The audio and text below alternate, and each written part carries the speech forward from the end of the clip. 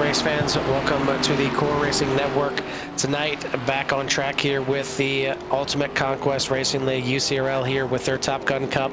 87 cars here at the Richmond Raceway, and one of the few tracks that is under a mile, but it's kind of a different length here with this being a 3/4 mile tri-oval, and really, a nice and flowy track coming off of turn 3 if you try and get the power down correctly. But if not, the thing just gets really snappy on you. So really needed to pay attention to the guys coming out of turn 3. They're heading on to the front stretch, and then even diving down into turn 1. It's one of those spots where you're probably going to see the most passing opportunities down there into turn 1.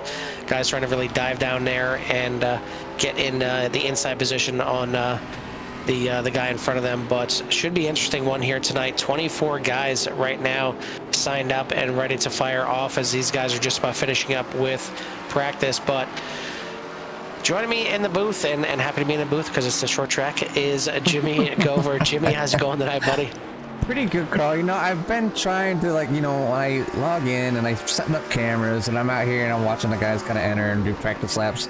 I'd like to go out there and just kind of see how I kind of fall into play with these guys that do this week in and week out. And to be honest, I wasn't too bad.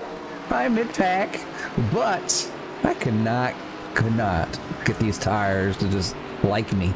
So yes, I'm glad that I am in the booth tonight. And I wish the guys the best of luck, as we have a field tonight, Carl. We have 24 drivers here at Richmond, and it's going to be they're going to be a great show, that's for sure.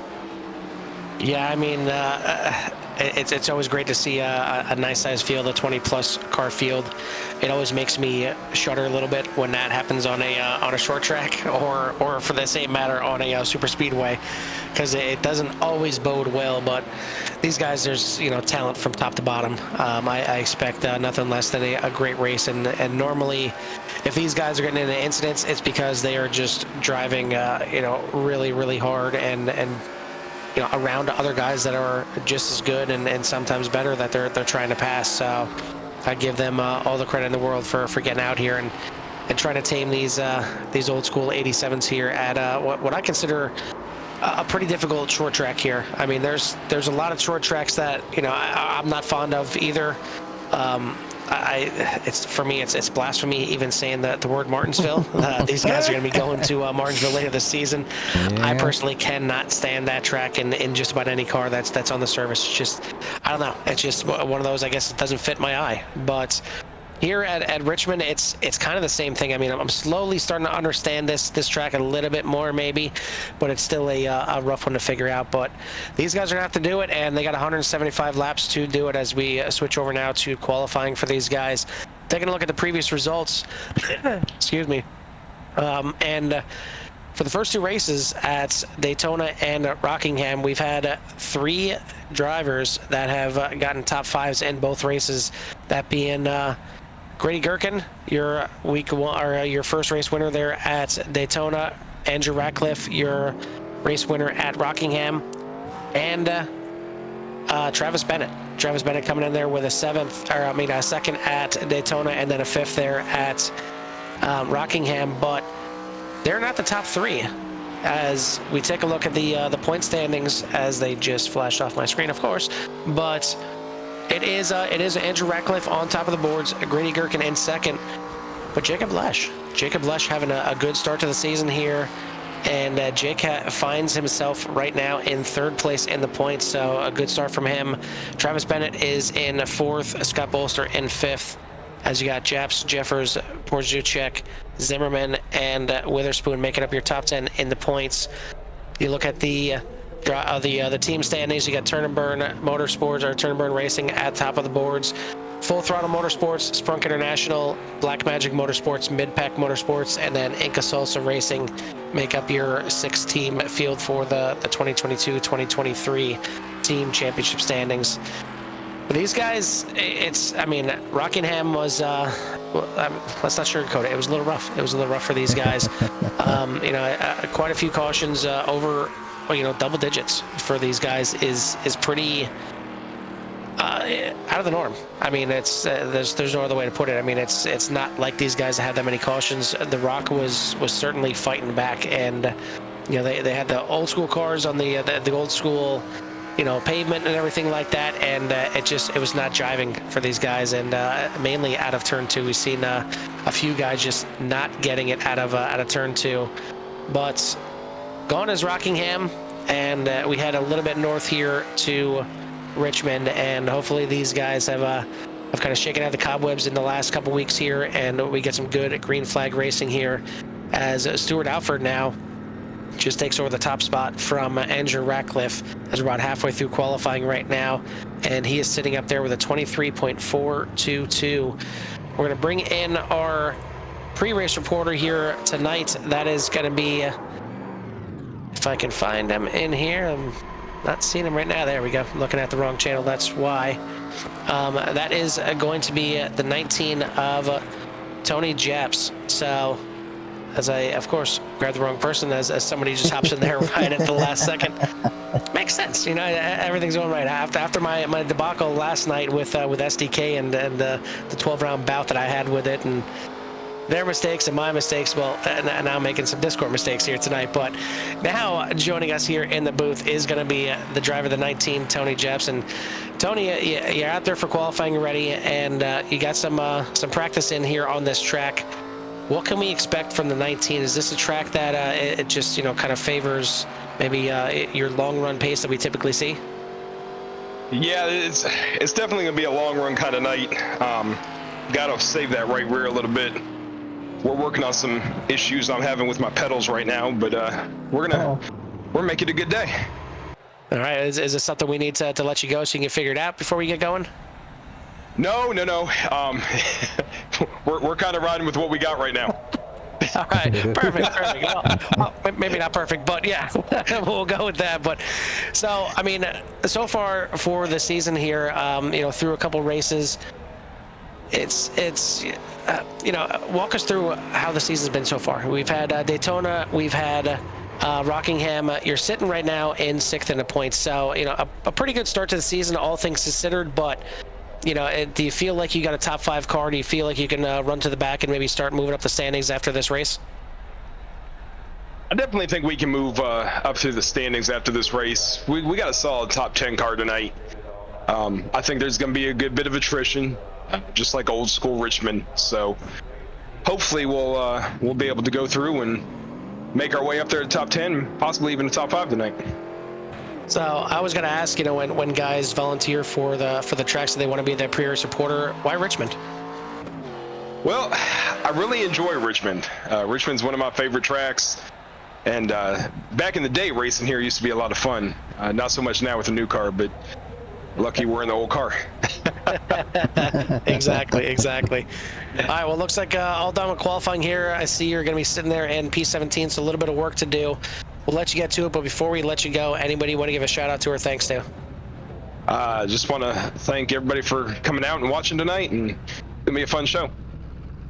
Absolutely. Well, we'll let you go and let you get back with the team, and hopefully those pedals work out for you and you can hammer down that throttle and get to the front. Good deal. All right, that is the 19 of Tony Japs, and we are all qualified up, starting to grid up. Jimmy, why don't you give us a rundown?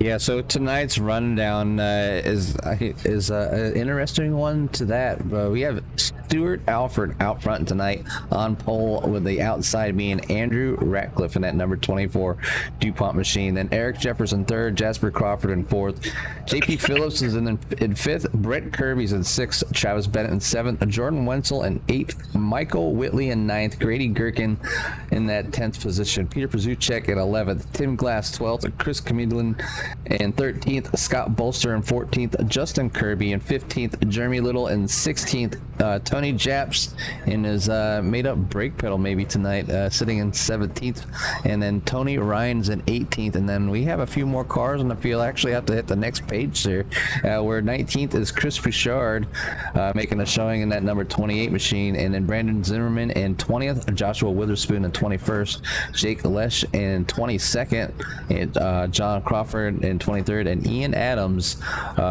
in that 24th spot. But the last 5 cars Carl. No times in, maybe just having a little bit of trouble trying to push that car as hard as they can to get the best lap as possible, but maybe failing and not just having to start from the back. Yeah, and hopefully for guys like, the previously mentioned Jake Lesh starting way back there, not having a time in, hopefully can make his way through the field and get this thing done. But I mean, for Tony Jepp, seeing him right there, hopefully, he drives for Full Throttle Motorsports. Hopefully his pedals let him go full throttle here tonight. So right. and then again, there's some tracks where you don't necessarily need full throttle, and coming out of some of these corners, coming out of turn 2 and coming out of 3 and 4 there, it may not be a bad idea having a little bit less throttle. But we are ready. We are set to go. 24 cars in the field here tonight, and we got 175 laps on tap. Stuart Alford on the pole. This is his second race with the series. Came out here last week at Rockingham and was able to pull off a podium in his first start, finishing in 3rd after an 11th place starting position. Has not led a lap yet though, so he did not lead a lap there. Had a pretty good race. Didn't run the opener at Daytona. So again, last week or 2 weeks ago at Rockingham was the start for him. It's been a lot of Andrew Ratcliffe at the front, as Andrew Ratcliffe led a bunch of laps there at Daytona, led a bunch of laps at Rockingham, and now he's starting on the front row again, trying to keep a hold of that points lead, keep the little pickle that could Grady Gherkin back there, as Gherkin is going to be starting back there in 10th position. Pace car lights are out. We are getting ready to go. It's a little different having to wait an extra week for these guys to get back on track, but it certainly builds up the anticipation, and we are green. Barney waving the flag, and a good start by both the front row drivers, and it looks like it's going to be Ratcliffe leading just by a little bit going into turn 1. Yeah, using that high line to his advantage, getting a great start on the outside of Stewart. So taking that first spot away, getting his car into that clean air as they continue to make their way around. The first two kind of single file and a lot of 2x2 action throughout, but it looks like we have a caution here unfolding, as it looks like Jake Lesh was involved back there. So we'll go ahead and take a replay, kind of see what happened to that number 7. You see him here just checking up for the 58 getting into the, I believe that was a 59, and then getting some front end damage here. So early troubles here for the number 7 as he gets spun out there on lap 1.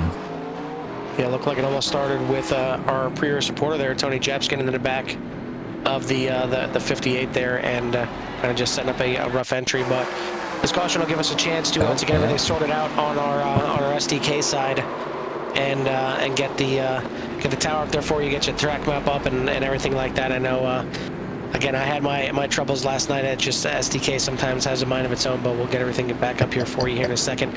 Show you the rundown, and unfortunately the guys involved there again, that being Justin Kirby. I believe the 55 of Jeremy Little is the one that got tagged just a little bit there. But right now it looks like the 58 of Justin Kirby, the 65 of Brandon Zimmerman, and the 25 of John Crawford in pit lane right now, getting some early service, and hopefully not too much damage there for the 7 as well, as looked like he had a pretty good contact, but he's going to stay out there. You see the front end definitely wrinkled up a bit, but it's one thing I guess, Jimmy, that's good with short track racing, is sometimes you don't really need all the fenders on it. Yeah, no, you can beat your car up a little bit. As long as the power is there to get the speed, not too much aerodynamics needed here at a short track, and I guess that's one benefit. But as long as your car's not overheating, it's not going to blow up later in the race. It looks like Jake's going to go in there, maybe just get a little bit of crew management stuff done. Let his crew kind of work on the car and get back out there. But right now, Andrew Ratcliffe out front, obviously, and that number 24 with Stuart Alford in the 2nd, Eric Jeffers in 3rd, Jasper Crawford 4th, Brent Kirby's in 5th, and Jordan Wenzel moving up a few spots already in that. I guess he's in 7th. And then JP Phillips is in 6th. Travis Bennett in 8th, and Grady Gherkin in 9th, and Michael Whitley round out your top 10. So that's exactly the start that points leader Andrew Ratcliffe wanted to see. He's able to get around the 72 of Alford, and unfortunately for Alford, even though he had the pole, he is still yet to lead a lap here in the series. I mean, it's plenty early, obviously, in the season, but just it's excuse me, dealing with a little bit of a sickness here, but yeah, just a surprise because he had a pretty fast car there at Rockingham last week, and obviously getting the pole here and just still getting stymied here from Andrew Ratcliffe. But see, Eric Jeffers up there, and he's kind of had a bit of a rough start to the season, and you'd expect him to be up there towards the front of the point standings. So I'm sure it'll be just a little bit of time to see that Baby Ruth car start to make his presence known. We're back at Green Flag Racing once again. Good to see the 89 of Jasper Crawford up there as well, battling it with Eric Jeffers for that third place position. Ratcliffe is going to get clear. He is going to get out to the lead and is going to try and check out as much as possible as third place now gets settled, and it's going to be Jeffers diving in there into turn 3 and making sure he gets clear of Crawford as they will head down into turn 1. Crawford looks for a second underneath, but he's going to back out. And now they are catching the slower 82 here on the front stretch as Porzuchek starting to fall back here. So not sure if he has some kind of issues or not, but it looks like he's got that car straightened out now, and he is falling back into 12th position. Yeah, I think maybe he just got a little loose coming up the corner and decided to take it down to the inside part of the track. He's getting past on the outside right now. But he did a good job of just maintaining control of the car, just kind of gather your thoughts there. And it looks like we're back under yellow, as it looks like Jake Lesh might be involved in this one again, as he went off track at least. Let's see if I can catch what happened here, because I'm not quite sure here. Oh, yeah, it looks like gotten loose here, and Jake's going to go for a ride. The 29 is going around as well behind him, but I'm going to go ahead and go normal speed here, so it looks like he's by himself. But just losing control of the car, coming down the front, you can see right there the 29. He got a little sideways behind Jake as well, but two-car incident, but no collision between the two. So, and I think he is the number 29. I'm not seeing the 20. It could be a situation where they have one car painted one way, and that's Brandon Zimmerman. That's the 65 there. 65. Okay, yep. So I thought the number was upside down on the hood. This time it's right. So the 65 it is, not the 25. Yeah, he just got a little sideways, but Brandon Zimmerman having a little bit of issues holding on to that car back there.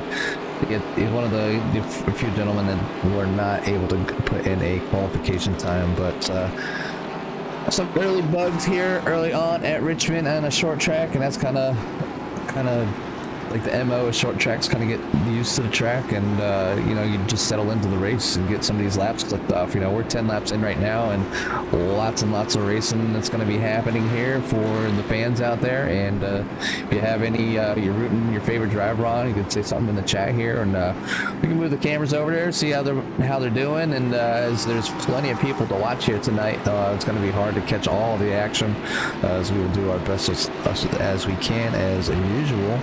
But right now, Andrew Ratcliffe is over Stuart Alford out front over Eric Jeffers, Jasper Crawford, and Brent Kirby for our top 5. And yes, Carl, I believe it is going to be a very interesting night, and it could be a long one if these guys can't figure out how to get around here. Yeah, absolutely, and I don't think that was anything to do with the damage on the 7 car on the front end of that. It's one of those places where, I mentioned pre-race, and even Tony Jeffs mentioning you got to make sure you keep the back end underneath you, and coming off of 3 and 4 there onto the front stretch of the tri-oval, it's really a spot where you feel like you're out of the corner, you feel like you can finally get your power down, but you can't just mash the throttle. You got to really still be ginger with it, and you got to slowly trying to bring those RPMs up. If not, the back end is just going to snap on you, and unfortunately that's what happened there to the 7. So he's going to get back out there. He's going to rejoin the field still on the lead lap. So everybody's still out there, still in the lead lap. A couple little incidents here, but nothing too major. Certainly nothing major on that one. Just a little self-spin, little sideways for Jake Lesh, but he's going to join the field once again. pace car lights are out. It is going to be back in the hands of Andrew Ratcliffe as we fire these things up one more time. And now you got Jake Lester making his way around, catches up to the back of the field here before they go green. He's going to be able to catch up in time, so he's just entering 3 as these guys are mid 3, come out of 4, and the number 24 is on the green pedal, or on the gas pedal there, and going on the green pedal. And as he makes it down to turn 1, gets a nice start there on number 72 of Alfred. Yeah, gas pedal, loud pedal. Not sure if I ever heard it considered the green pedal, but it makes sense. I mean, I guess, you know, brake would be the red pedal. You got the green pedal is the throttle. I like it. I like it. So we are back racing here, and still a battle for 3rd place once again as Jasper Crawford and Eric Jeffers were in a battle, but maybe I jinxed it a little bit. We'll try and bring that incident back up here for you in a second, as not sure if there was contact or Eric Jeffers just got a little bit loose coming out of the corner there. But you see it here as they are side by side. And yeah, the car just steps out on him. And that's, you know, I mentioned that's a spot where you need to look at as, you know, getting on the power, but that was pretty late. I mean, if they're still dealing with getting on the power, you know, that close to the start finish line, it's going to be a rough night for these guys, because that is pretty late to get on the throttle and still have some issues. But gotten back going here, and he's still in the lead lap trying to catch back up to the field. As you see behind him is the 7 of Jake Lesh, as he is now 2 laps down, and looks like issues for the 3 of Ian Adams as well, as he was a little slow on the front stretch. And it looks like the car is still clean, so maybe just same kind of issue there, just getting a little loose coming off the corner. As he's got Porzuchek right behind him, and yeah, same thing, just getting a little loose and doing a little grass mowing once again. So luckily for both those situations, we do stay lean and green out here. Yeah, it's definitely identical to Eric Jeffers. Now the 2 are in the back here trying to catch back up to the front, but mowing the lawn through the off the like basically the trial right before start finish line. But Ian Adams going to go for a move underneath Eric Jeffers, as maybe Eric has decided maybe a little more conservative approach, since he is in the back of the pack and plenty of race to go. We're only 18 laps in, you know, and those tires, I'm sure, are angry after going sideways just a little bit, and you burn them up too fast, Carl. You know, towards the end of the fuel run, you know, the car's going to handle, like, lack of better words, poop. Yeah, like a jerk, exactly. And yeah, I mean, you get just a little bit loose, and it'll take a lap or 2 to get these tires back on again and cool down enough. But you go sideways like these guys did, and even going through the grass is not going to cool it down enough. So nice little train here at the front, and hold that thought as we got a caution. Looks like Brandon Zimmerman is going to be involved in this one to the 65, and this one finally not going to be coming out of 3 and 4. This is going to be going into turn 1. Looks like the car was loose, and great job by everybody behind him. I mean, that is fantastic driving by everybody. Just he locks it up, stays in the middle. Everybody goes high and low to avoid him, and yeah, fantastic job. I'd like to see that maybe one more time from Eric Jeffers' view, as he's had enough that he's had to deal with so far in this race. But yeah, we'll take you on board now with Eric Jeffers and see the late move that he has to make here. As you can see, way up front there on the left side of your screen, that 65 getting loose. And it's the moment right here where you got to figure out, okay, he's going to probably slide one way or the other, which way I got to go. Jeffers goes to the middle, and luckily for him, he still had time to go up towards the top, because that car was actually stuck right in the middle. And these are the split-second decisions these guys have to make to avoid some major contact. So great job by everybody. He is going to bring out another caution here, but could have certainly been a lot more, as you know, you had Scott Bolster right there. You had a few guys right in line, ready to get involved in a major accident. But it's going to allow Jake Lesh to get one of his laps back. He's now only 1 lap down, but it is still Ratcliffe, Alford, Crawford, now Brent Kirby up into 4th, Jordan Wenzel in 5th, Gherkin, Travis Bennett, JP Phillips, Michael Whitley, Peter Porzuchek, your top 10. Yeah, and I think everybody doesn't really care to have a caution flag every few laps. But I'm one guy I wouldn't mind at least one more is that number 7 of Jake Lesh. Get himself back on that lead lap and be able to contend for moving up through the field, as he has plenty of drivers in front of him, and he's coming into this race was sitting third in the points. So right now this would be his worst case scenario, and I'm not sure if they throw out a race or two during the season for Top Gun Cup. So we'll see what Jake Lesh does, and hopefully he can get back on the lead lap and work his way through the field. Yeah, a couple of guys have had a couple good races to start the season. Obviously, mentioning Jake Lesh is sitting there in third place in the points. But Brandon Zimmerman doing a pretty good job as well. He's sitting 9th in points, but he's had back-to-back 7th place finishes to start the season. So would love to get up a couple more positions and grab that first top 5 on the season and move up through the field. But still, 7th and 7th at the first couple of races is nothing to sneeze at. Unfortunately, he was the one that was sideways in this one. So a couple of the guys that had some good starts to the season, not having a good start to this race right here, but under caution again here on lap 23. Still got a long ways to go in this one, and hopefully these guys are just getting the cobwebs out. I mean, again, I said it, Tony Japp said it, you got to make sure you keep the back end underneath you, and that's really what it seems like the issue is right now. These guys just really struggling either to get into the corner, keeping that back end in there, or trying to get back on the throttle and the back end one to step out. So these guys dealing with a bit of a loose setup here tonight, and I for better or worse, I guess maybe you have to blame Scott Bolster on this, since he's the one that gives these guys the setups. But no, I mean, most of the time, these guys are gonna, if you give them the choice, they're gonna ask for a loose setup, because loose is fast, and loose is where you want to be. If you have a car that just pushes like a dump truck going into the corner, it's not fun, and 2, it's going to lead to more issues than it is good. So you want to have a loose setup, and you want to have these guys just kind of figure out how it needs to be driven and how you need to, for lack of better words, tame the beast. So we'll see what these guys do here as we're getting ready to go back green here on lap 24. Yeah, and just a quick mention here. Tony Rime and Joshua Witherspoon both using these cautions and kind of incidents to their advantage. Both up six to 7 spots to start this race. So doing what they need to do to start move forward and not backwards. But Andrew Ratcliffe now on the point, gets another good start. They're over Jasper Crawford and Stuart Alford, and it looks like Jasper Crawford going to that inside, taking that second place away from that number 72. Yeah, different side of Crawford here for the start of this season. I mean, we've seen him here and there, sneaking into the top 5 in the Man Cave After Dark Truck Series, the previous series for these guys.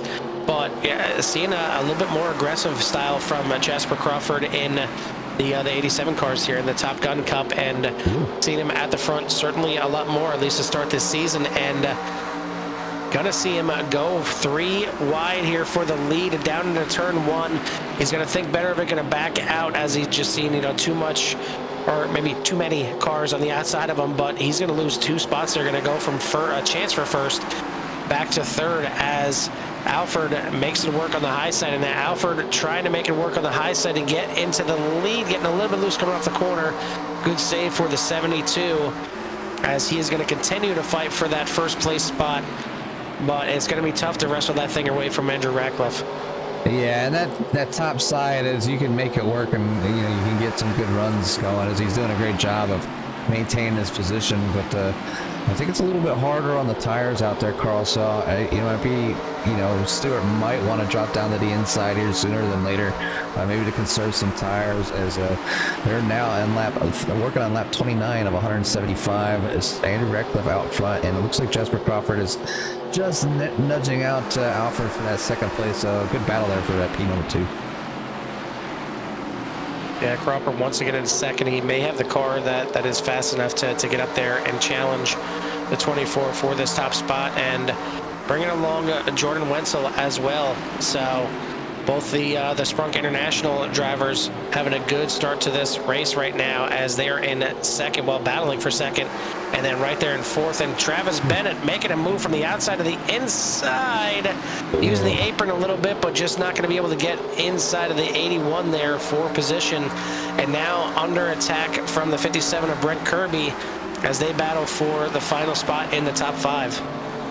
Yeah, Brett Kirby taking advantage of Travis, kind of using that apron just a little bit, maybe trying to use that to help that car rotate just a little bit. You can see him getting real heavy down the brakes, going there down into turn number 3. Then you have Grady Gherkin, not too far behind, watching these guys, to see if they can catch somebody slipping up and making a mistake and taking advantage and obviously move his way forward. But talking about that 60, Carl, I called a little bit earlier, not too long ago. He is now up 10 positions in that 8th spot, so doing a great job, just kind of working his way through the field. So Tommy has found something that's working for him so far here tonight, and he's now up 10 positions in P number 8.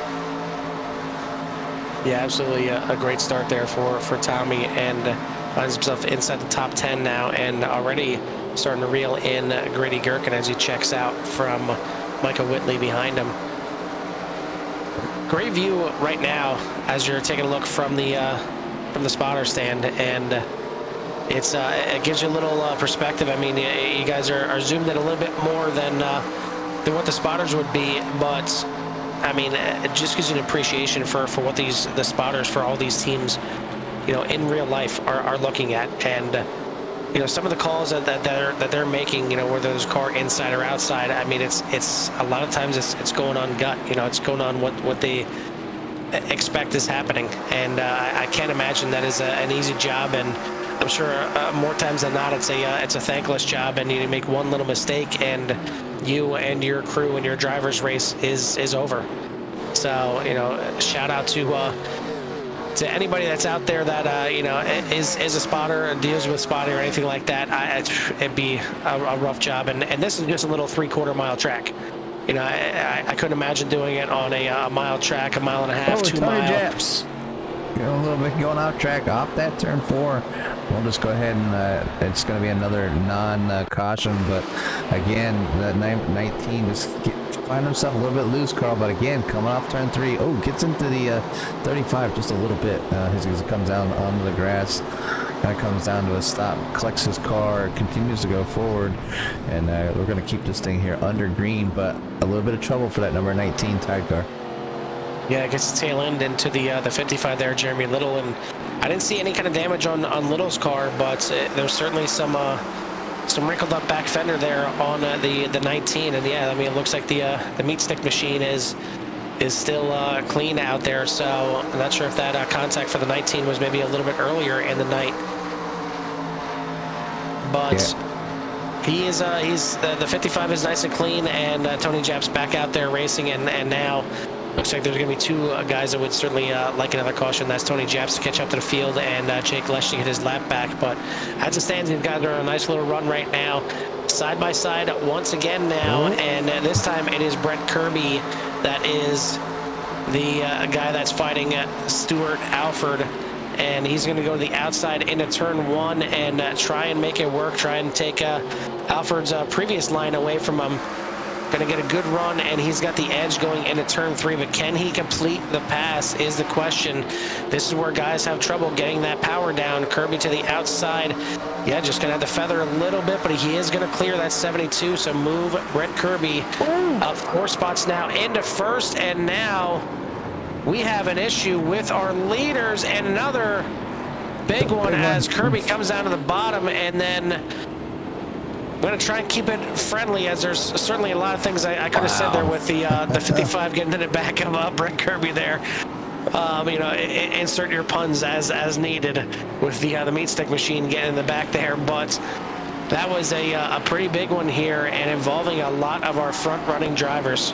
Yeah, and try to take it back here and just kind of slow it down just a little bit, as it looks like Brent Kirby just nudging maybe the 24 just a little bit, sending them around. It's going to start the train wreck as The 57 is going to try to go to the high side. The 6 escapes. The 60 will escape. The 46 gets by, but the wreck is involved with the 72. 81 comes clean, but the 22 tags the 57. The meat stick, gets back into, was that the 93? Yeah, the 93. So a lot of guys checking up, but not what some of those cars wanted, as the 55 ends up underneath the 57 there at the end. I got a lot of red on the screen when people pretty much came to a halt.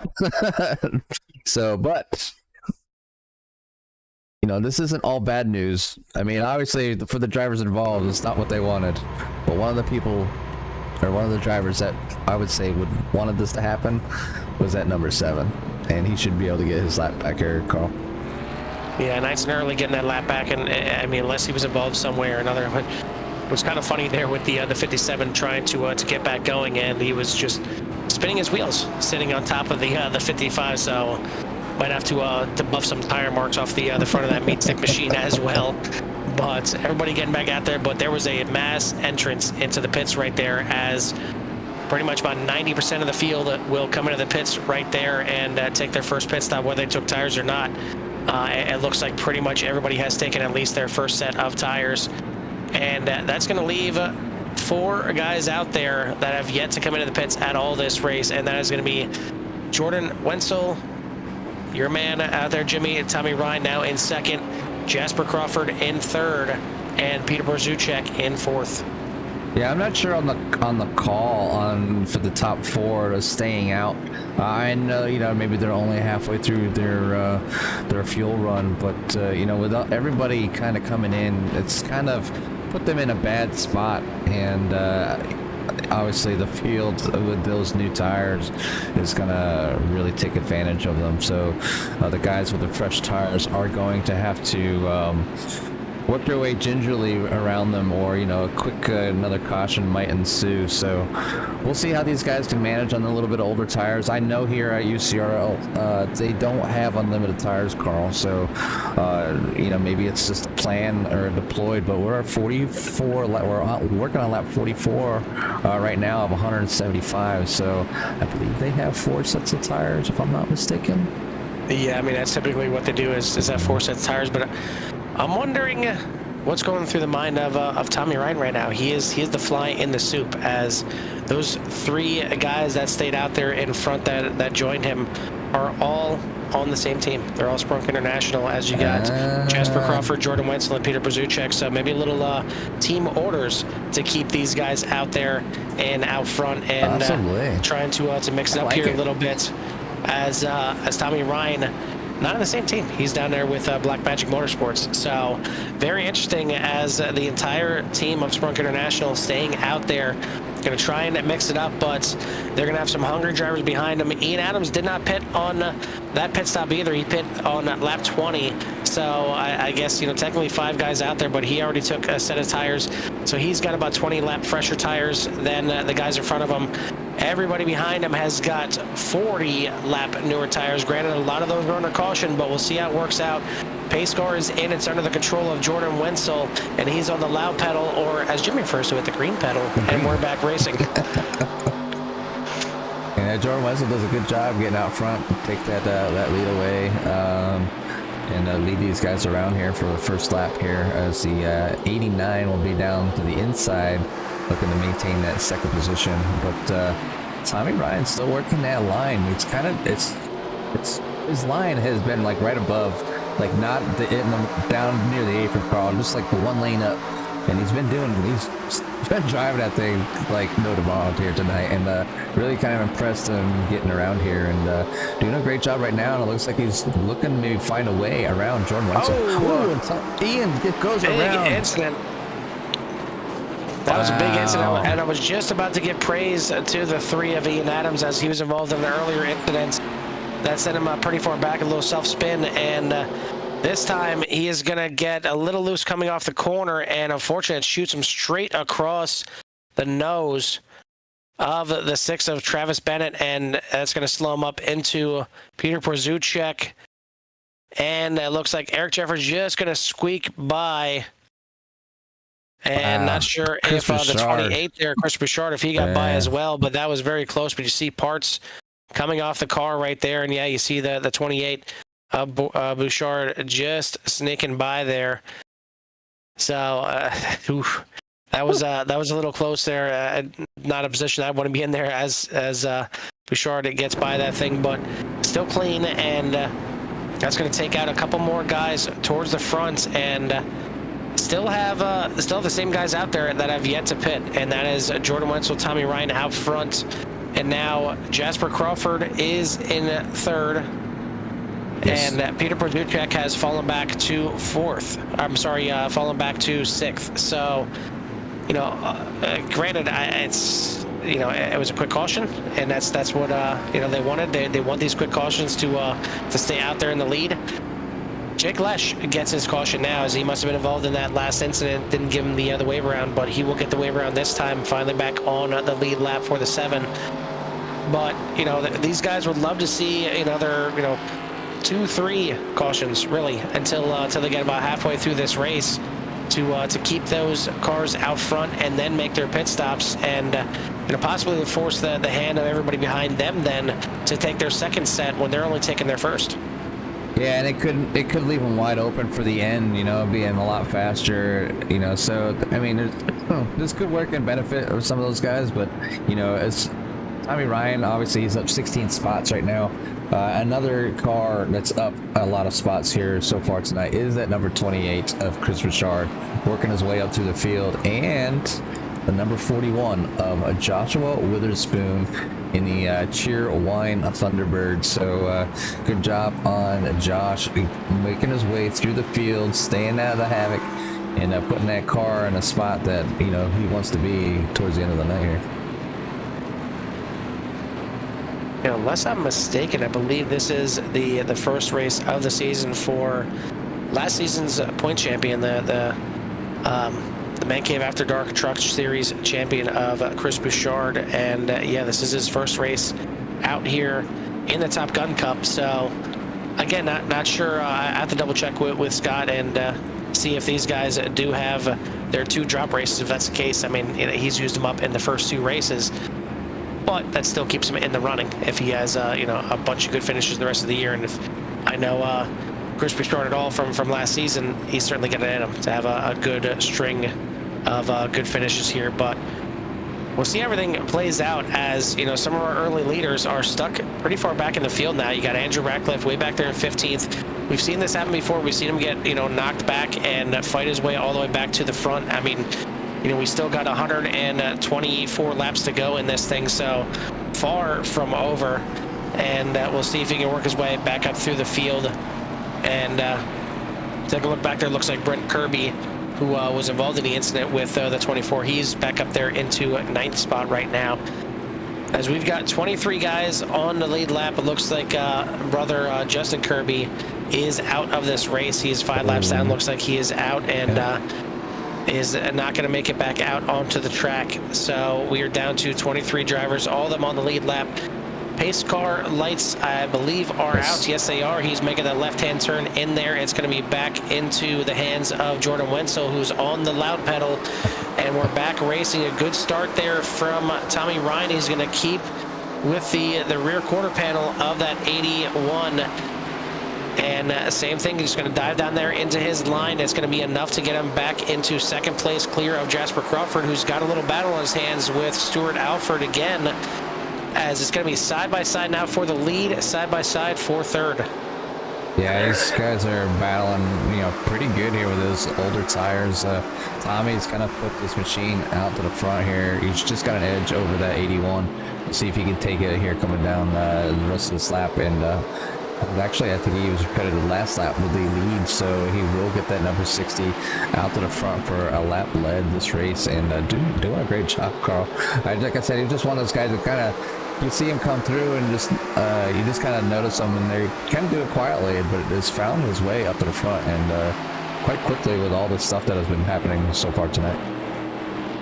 Another one looking to make his way back up to the front, just running the fastest lap of the race that last lap. Eric Jeffers back there in 6th place in the 4, trying to move his way up there, but Grady Gherkin, winner of the first race of the season, is now in 4th place as well. So some of the cream starting to rise to the top, but we've got another accident. This one going to involve the 86 of Chris Comedlin. Take a look at what happened on this one. As he's going to go to the outside, and looks like he's fighting that thing pretty much through the entire corner there. And unfortunately, Travis Bennett not having it his way tonight in that Burger King machine. He is going to just a slight little T-bone there. Doesn't look like it did too much damage to the front of that Burger King machine. So he'll get that thing back going. But yeah, I mean, it looks pretty clean. Maybe a little wrinkle on the front right side there, but you know, that's minor. That's something that you shouldn't have to worry about there. As long as he doesn't have a tire rub, he's good to go. But back under caution, exactly. A couple pieces of tape. As long as that tape doesn't fly off, because NASCAR will make you park it, and you know, it's your choice if you want to park it right there at the start-finish line or not. But it is under caution once again, and now a couple of those guys that didn't pit before come in, and that is Jordan Wenzel, Jasper Crawford. So 2 of the guys from Sprunk International coming in. Looks like Peter Brzucek is going to stay out, so he doesn't get the call from the team. Apparently he missed the memo. He's going to stay out there in 5th place. Tommy Ryan has yet to pit as well, and he is your new leader out here. But again, he's got guys behind him with 41 lap newer tires than he does. A lot of them under caution, but I feel like if this thing stretches out even 5 laps, it's going to be tough to hold these guys back. Yeah, I mean, I've just been watching this. If you watch him run, Carl, I just like, he has this real nice smooth line. Like I said, he's not trying to pinch the cart out the bottom. He runs about 1.5 lanes up from the bottom, just kind of running the first white dotted line, and the car just seems hooked. And he's got some real good speed, even with them older tires. So we'll see if these the newer tires can get around him here. As Stuart Alford, I believe, is one of those guys, or he pitted. Yeah, that's on lap 41. So you have almost everybody besides Peter Brzucek, like you were saying. So we got a couple of people that have pit on lap 57 that are in the back now. So, you know, 16 newer tires. Obviously, we hit a bunch of yellow flag laps here. But 24 cars, or 23 cars still out there, and everybody on the lead lap out of those 23. And here's the thing, I mean, it's not necessarily that they're trying to run these tires out and trying to get on, you know, a different strategy where they have that extra set of tires at the end, because I really don't think they need necessarily an extra set of tires. I mean, you never know, maybe it plays out that way, but you know, four sets of tires is plenty enough for these guys to make it to the end. I mean, realistically, 3 sets would be good enough, but I think what they're trying to do is just get off strategy here a little bit, and you know, maybe possibly on the next caution is when they come in, they have those, you know, 20 lap newer tires at that point than everybody else, maybe 25 lap newer tires, and they'll be a little bit faster at that point, but it's not necessarily that run that they're concerned about. It's, you know, when those guys that all have to come in the pits once again, they'll be shuffled right back to the lead, and it's kind of that yo-yo. You want to be at the front at the end. That's really the only thing that you're worried about, and sometimes going off sequence is the move that you need to make. So, you know, Tommy Ryan maybe has a little bit of both. He's got the speed to move up through the field, and now he's got some extra tires in the pits, and it is under his control, and he is off to the races. Great restart for the 60 as he's going to dive down into turn 1 with no threat from either Gherkin or Alford, as they're going to battle themselves for second place. Gherkin on the inside, and Alford getting a little bit loose coming off of turn 2 right there. He's going to collect it back up. Still a good battle into turn 3 and give the slight edge to Alford coming off the corner, but they're still going to be side by side going into 1. Yeah, and you know, Carl was kind of giving you a play-by-play what's happening behind Tommy Ryan, but Tommy Ryan has nobody to mess with him right now, and he's got such a clean line, you know, with Grady Gherkin and Alford battling back here. That's going to allow the 60 to kind of pull out to a slight lead as he's making that interval increase ever so slightly, as he's up to a little over half a second now. And running the fastest lap of the race on that last lap. So goes to show you that those tires are not beat in quite yet, going sub 24. And he is the only person so far in this race to go under that 24-second mark. Actually, sorry, Eric Jeffers is the other one that has gone under 24, as he ran at 23.97 earlier. But he is off and doing a fantastic job checking out here. But looking back in the field, we've got a couple of guys, and Chris Bouchard getting it wicked loose there on the inside of Porzuchek, going to collect it up and move himself into 7th. But right in front of him, Andrew Ratcliffe, early leader in this thing, already back up into 6th after that early incident that put him towards the back of the field. So that 24 DuPont machine on the move. And Brandon Zimmerman, after having some earlier issues, starting to work his way up forward. He is now up 9 spots. And then Ian Adams, after being involved in a few incidents, is still up 12 spots, Carl, trying to drive that number 3 back up to the front. So we'll see if he can keep those newer tires kind of in check and work his way up through the field. And maybe he's learned for the couple times he's gotten loose where he needs to take it a little bit easier. But again, that Cheer Wine car doing a great job too. Obviously, he's up 11 spots, sitting in that 10th spot. Yeah, you want to talk about a yo-yo of a race? That's what you have with Ian Adams, as he was up there towards the front, got loose on the front stretch, got sent all the way to the back, then got his way back up to the front through pit strategy, got sideways again, got into the 6 of Travis Bennett, and got sent to the back. And now he's working his way back up through, already halfway through the field, up to 12th. But now the battle is for 3rd place, as Gherkin has lost out to Alford for 2nd, and now he's got Jeffers on the inside for 3rd. And right behind him, Brett Kirby has moved his way back up into the top 5, and now looking to make a move and get into 4th place as well. And right behind him is Andrew Ratcliffe. You wonder if there's any kind of payback, maybe a little bump, and how do you do? Just to remind you who got taken out earlier, or maybe these guys, hopefully they've squashed any kind of ill thoughts that happened earlier, as it was just I think a little bit of a racing incident, not realizing maybe how early the 24 brakes for turn 1 in that situation. But the 57 is going to move into 4th place around Grady Gherkin. So Gherkin falling back here a little bit, and he's got the same tires as everybody else, so maybe just trying to be a little gentle on the tires, expecting this thing to go maybe a little green now, and wants those tires for the long run. But these guys are certainly shuffling up the field and back. Yeah, I mean, and just Tommy's out. 1.7 seconds, he's checked out. These guys back here are doing a great job battling. I think it was just Grady kind of get hung up on the outside and really not pushing the issue to kind of hug the inside and pull out another caution, by people just kind of shuffling around a little bit. Lots of race left here. Well, at 71 of 175. We've had a few cautions. They're kind of slowing things up just a little bit, but these guys have, I think, got the wheels finally underneath themselves, able to drive these cars into these corners pretty deep. You can see that multiple lines are working. The high side has good momentum like usual, and looks like they'll be able to use that inside if you can get that car turned down in to make a pass. So, and the 4 getting a little bit loose. It's going to shift Brent Kirby to the outside and take away P number 3. Yeah, quick move there from Brent Kirby to move to the outside and avoid the sliding sideways of Eric Jeffers. And now Jeffers probably going to take a couple laps here to get those tires back cooled again.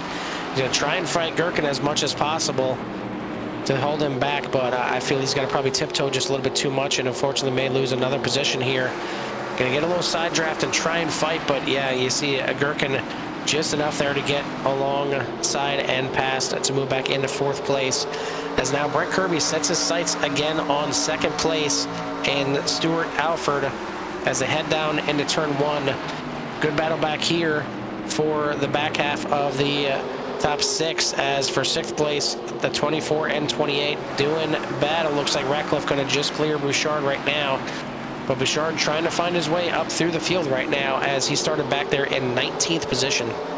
Yeah, no stranger, to working his way through the field, and that's the 28 of Chris Bouchard. And like you said, I think this is his first race back, like you were talking about, as we weren't able to see him in the 2 races that we covered here with the Top Gun Cup Series here on iRacing. So we will see what Chris can do, if he's going to be, just one of those.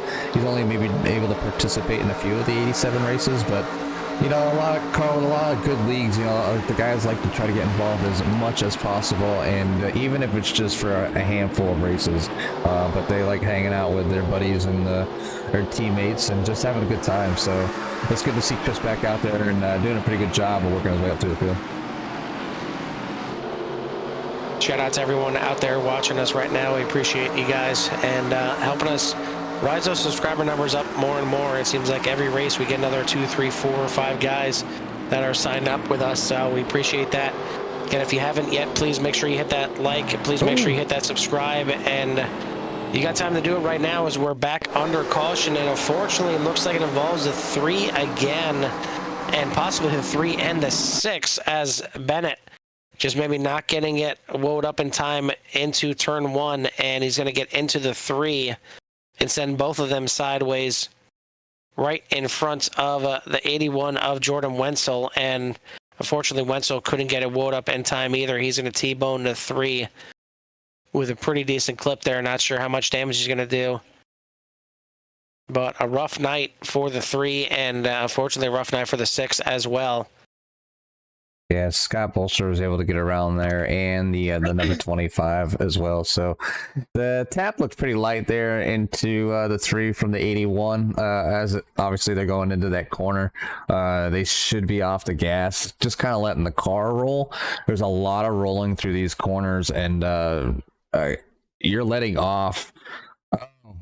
Like even before the corner's coming up, it's just so quick, and you let up and you just kind of let the car roll around here, Carl, until it gets at least halfway around. And when that nose starts coming back around, pointing in the right direction, that's when you're starting to roll on the gas, kind of keep the momentum of the car going. So,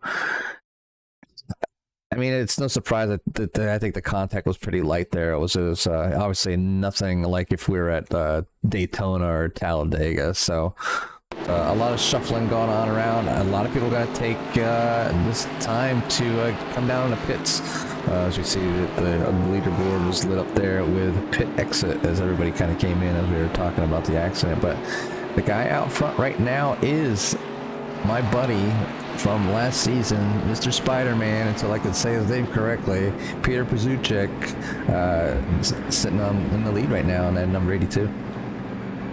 Yeah, and not sure if his teammates need to talk to him or not. I mean, I know the UCRL has an Ironman bonus, and they keep track of it of who races and how much they race with UCRL to give them a bit of a bonus, and I believe they even get some bonus points. But it's not Ironman within the same race. You're not getting bonus points for running those tires completely dead. I mean, you get props. I'll give you a virtual high five if you run those things all the way down to 0%. But you know, the right side of your car is not going to like you if you do that, but he's still out there. He's still chugging away, and now 80 laps into this thing, and man, Spider-Man is certainly, he's got me in a web of confusion, is what he's got me right now.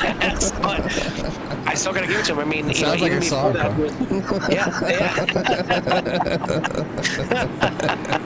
Well, hopefully, once those tires run out, it's not the sound of darkness for him, but either way, it is the 82 up front. He is going to lead these guys to the green flag, and, you know, realistically, Joshua Witherspoon right there in second place.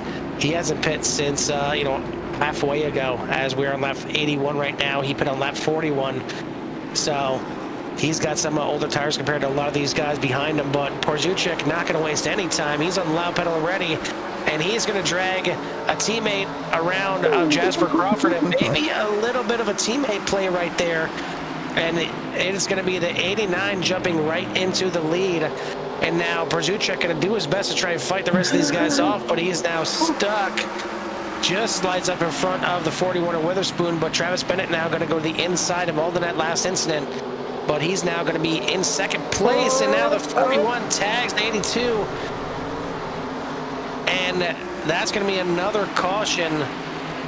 So, you know, not sure if that was, you know, shades of some old NASCAR racing here at Richmond, where a certain person had an itchy arm to bring out a caution. Well, the 82 stayed out there, and now his teammate, the 89, is in the lead. Unfortunately, he gets the brunt of that one there, as the 41 gets into the back of him. off of turns 3 and 4, and they're going to slide him down through the grass and bring out another caution. Yeah, and everybody did a great job. Even the 82, he got sideways. Nobody got into him. He kind of locks it up, went through the grass a little bit, come back up on the track, but was able to get on them brakes, hold that car down to the bottom as he lets the field go by. So,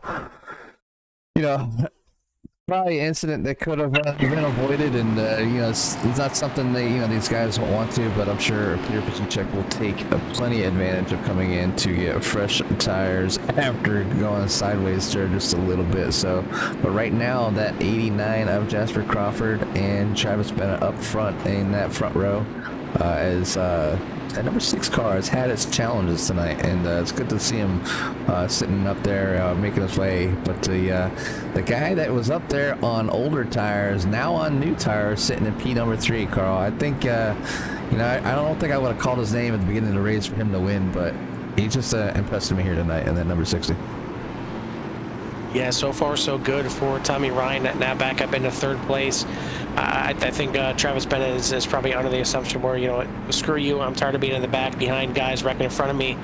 If I just stay my way out here and get to the front, there's only going to be, at most 1 car in front of me here as he's starting now in 2nd. So I don't blame Travis Bennett for staying out here and moving to the front that way. But, yeah, Tommy Ryan now sitting in 3rd. He's clearly got the speed to get to the front.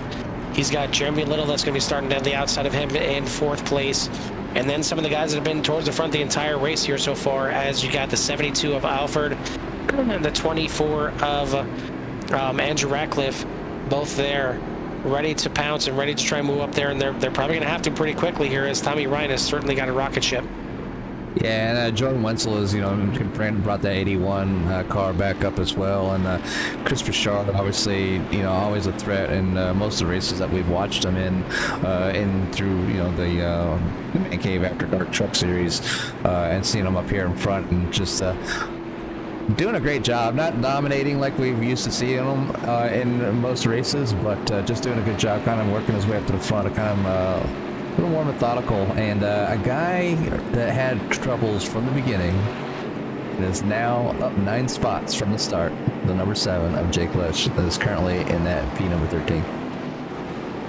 Yeah, a lot of these guys earning my Ironman award here and just kind of sticking it out and trying to make the best of bad situations, and they've found their way, working back up towards the front. So a good job by everybody. But we're lined back up here. We're getting ready to go again, and we are about halfway through this race, so I think it's about time to crank these guys up, crank us down, and give you guys a little love to hear it. No better way to start with some little green pedal action.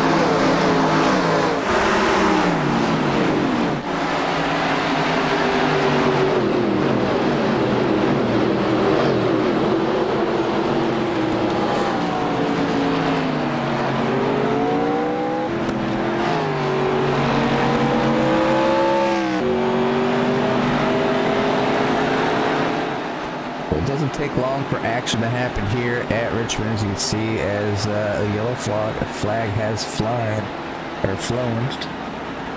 as it looks like it's the 86 of Chris. I don't see his incident come up though. Yeah, definitely seen he was one of the slow ones, at least on my track map. Not sure if it involved him or not. But yeah, we're back under caution here. We'll take a look at. If I catch in front of him. Looks like the 19 not exactly being clean as the tide machine of Tony Chapster as he gets into the back of the 89 and sends him around. Yeah, not quite sure what happened there. Doing that one. Yeah, not quite sure what happened there. Yeah, 19 just kind of getting into him just a little bit, sending him around. So I've been towards the back of the pack, and that's going to bring out another caution here. We are now lap 91 of 175, so let's see, 66, 65 laps remaining. You know, if people have already pitted, I'm sure they have enough to go all the way, as our fuel window under green should have been roughly around 100 and I think it was 130 to 135 laps. But you know, if somebody was out there and did a great job at saving tires, I mean, it probably could have went without even pitting at all with the amount of cautions that they are able to use here tonight to maybe save some fuel. Well, especially if you're cutting them short another 20 laps, as we got 84, not 64 laps to go. So I'm just reserved to the fact that you're not having fun adulting here tonight, Jimmy. As you got the math wrong here, you got the green pedal. So it's you know, it's Tuesday. It's not Friday. Maybe don't start drinking just yet. I should be. Maybe with our podcast would even be even better. Let me get a beer out of the fridge. There we go. Either way, these guys, you know, once they get going here, it's some good green flag racing. We just got to get to it. Is what the case is.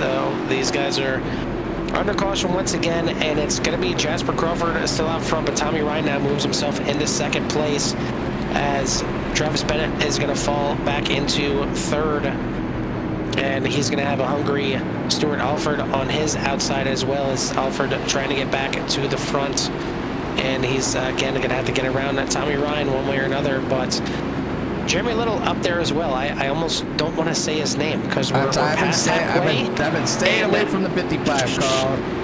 Blame me, I guess. Blame me, as you know, maybe he had this incident early in this race. He had the incident where he got up and underneath the 57. So I'm gonna go ahead and knock on wood. I know you guys can't hear me, but I'm knocking on wood right now. Jeremy Little has had his incident for the race, and now he can finally get up here and race inside the top 5. But we are getting ready to go back green. Pace cars in.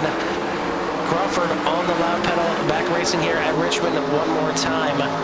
We'll let these guys get back going and make sure they're actually going to stay some green flag racing, as they're going to go 3 wide into turn 1. Jeremy Little, I'm sorry for mentioning your name. That is completely on me, and unfortunately the 3 get involved as well. And Jeremy, I reserve the right to not say your name the rest of the season unless we finally talk to you inside the top 3.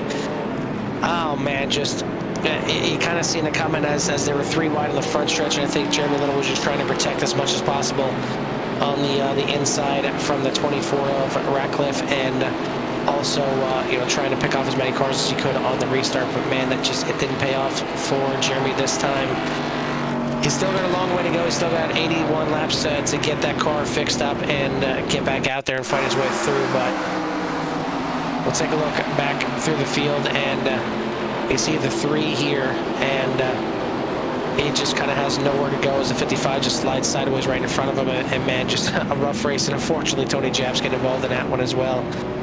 But Ian Adams not exactly having the night I'm sure he expected to have, and really same thing for Tony Japs, as again our pre-race reporter, he was looking forward to tonight's race. He's hoping to have a good finish, and just stuck in the back right now, just can't make his way up through the race, and looks like he's got some repairs to do right now. Yeah, Michael Whitley also was kind of involved in it was a little bit, you know, right there in front. This accident happened right there in front of Jake Lesh. Obviously needing to avoid everything. Whitley kind of got tied up just a little bit trying to avoid everything. Ended up spinning down on the wall, kind of getting involved. So right there for Michael Whitley, as he was having a little bit of trouble here tonight. Had a good start. He was up as he started up in the top 10. So he was back there in the 21st. He's back in right now. He's back in the 21st position. So Michael Whitley did have a great start here tonight. Looking, I'm sure, to have a fantastic finish, or at least finishing where he's at. So right now, we'll get back to the live action, and we are now on lap 97 of 175. Jasper Crawford out front over Travis Bennett in the Burger King car, and then Tommy Ryan in the 60. Stuart Alford, Andrew Ratcliffe, Jordan Wenzel, Brent Kirby, Grady Gherkin, Eric Jeppers, Jake Lesh breaking the top 10, Carl. Brandon Zimmerman, and 11th, JP Phillips. So we haven't heard much from JP much tonight. Been kind of quiet. down 7 spots in the 12th spot. And Scott Bolster doing a great job kind of getting around things, kind of hanging where he started in that number 45 Voltron machine. Peter Kazuchik is back in 14th. John Crawford is in 15th, up 8 spots from his start. Tim Glass in at number 18 and 16th. Joshua Witherspoon in 17th and at number 41. Cheer Wine Car. It's Camillin in the 86th and 18th. Chris Bouchard is now back in 19th. Michael Whitley and Tony Japs, Ian Adams, and it's 22 cars and a 23rd car out there. Carl, you're somebody you need to send apologies to. Yeah, absolutely. I apologize to the driver of the 55. I don't even want to say his name, even though I already screwed him over. But we're back green flag racing now, and it is a great restart for Jasper Crawford and even Travis Bennett, as both those guys get easily clear going into turn 1, and even Tommy Ryan moving there into 3rd place. Bennett was able to get the better of Ryan on the last quick little restart. That's why he restarted there in 2nd, and looks like he does the same thing here. Ryan is moved to 3rd. Andrew Ratcliffe now back up to 4th. He's got Stuart Alford again following him, but this time they're in 4th and 5th. You got Jordan Wetzel in 6th right now, trying to get up through these guys, as well as Ratcliffe now joins the guys running the 23s, as both him and Bennett and Tommy Ryan that lap all run their fastest laps of the race, and Ratcliffe the fastest lap overall of the race, as he was in the 23.8, and Bennett goes around. the 6 of Bennett. The woes just continue. This time, self-inflicted wound coming off of 3 and 4 onto the front stretch. The car just snaps on, tries to save it, and yeah, unfortunately, that's about the best he could do, considering everything there. So it was a good save for the 6, but it's going to send him to the back once again. Tough night for Travis Bennett, but it's going to bring another caution. We're past 100 laps now. Do we have any takers from the front? Do we have Jasper Crawford giving up that lead? I mean, I think at this point, track position is starting to become pretty big as we get later in the race here. And sure, you'd like to have some new tires, but I mean, if I'm Jasper Crawford, I'm not sure if I'm coming in here. Yeah, you got Tommy Ryan there, and he's certainly fast. You got Andrew Ratcliffe, who led a lot of this early race. So, you know, maybe you consider it because of that fact. But, you know, in the same case, if we're going to keep having yellows like this, I'm going to try and stay out there and get the best position I can. Yeah, well, we've seen this work for, I don't know, I think it was one of these guys, I forget what race, where they extended them that run on the older tires. I get it. We broadcast so many different races, Carl. I know there was somebody, they were out on old tires, and they just made it work and ended up towards the front of the race at the end.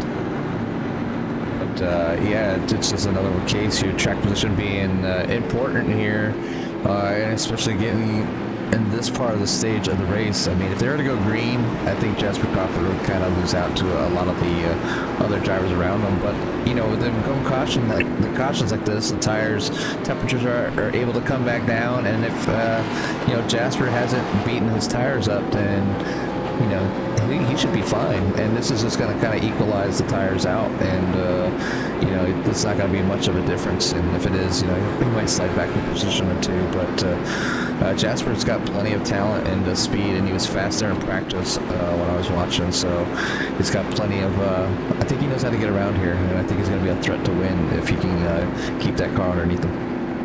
Well, I mean, he was not just fast in practice, he was fast in qualifying in 4th, and he kept that thing pretty much at the front this entire race so far, other than the little bit of, you know, pit stop strategy for half the field, just kind of shaking things up, but he finds himself back at the front again. So, yeah, we've talked about how fast Tommy Ryan is, and we talked about Andrew Ratcliffe leading a lot here, and even Steve Stewart. So I'm going to keep on Steve all year, the way it seems.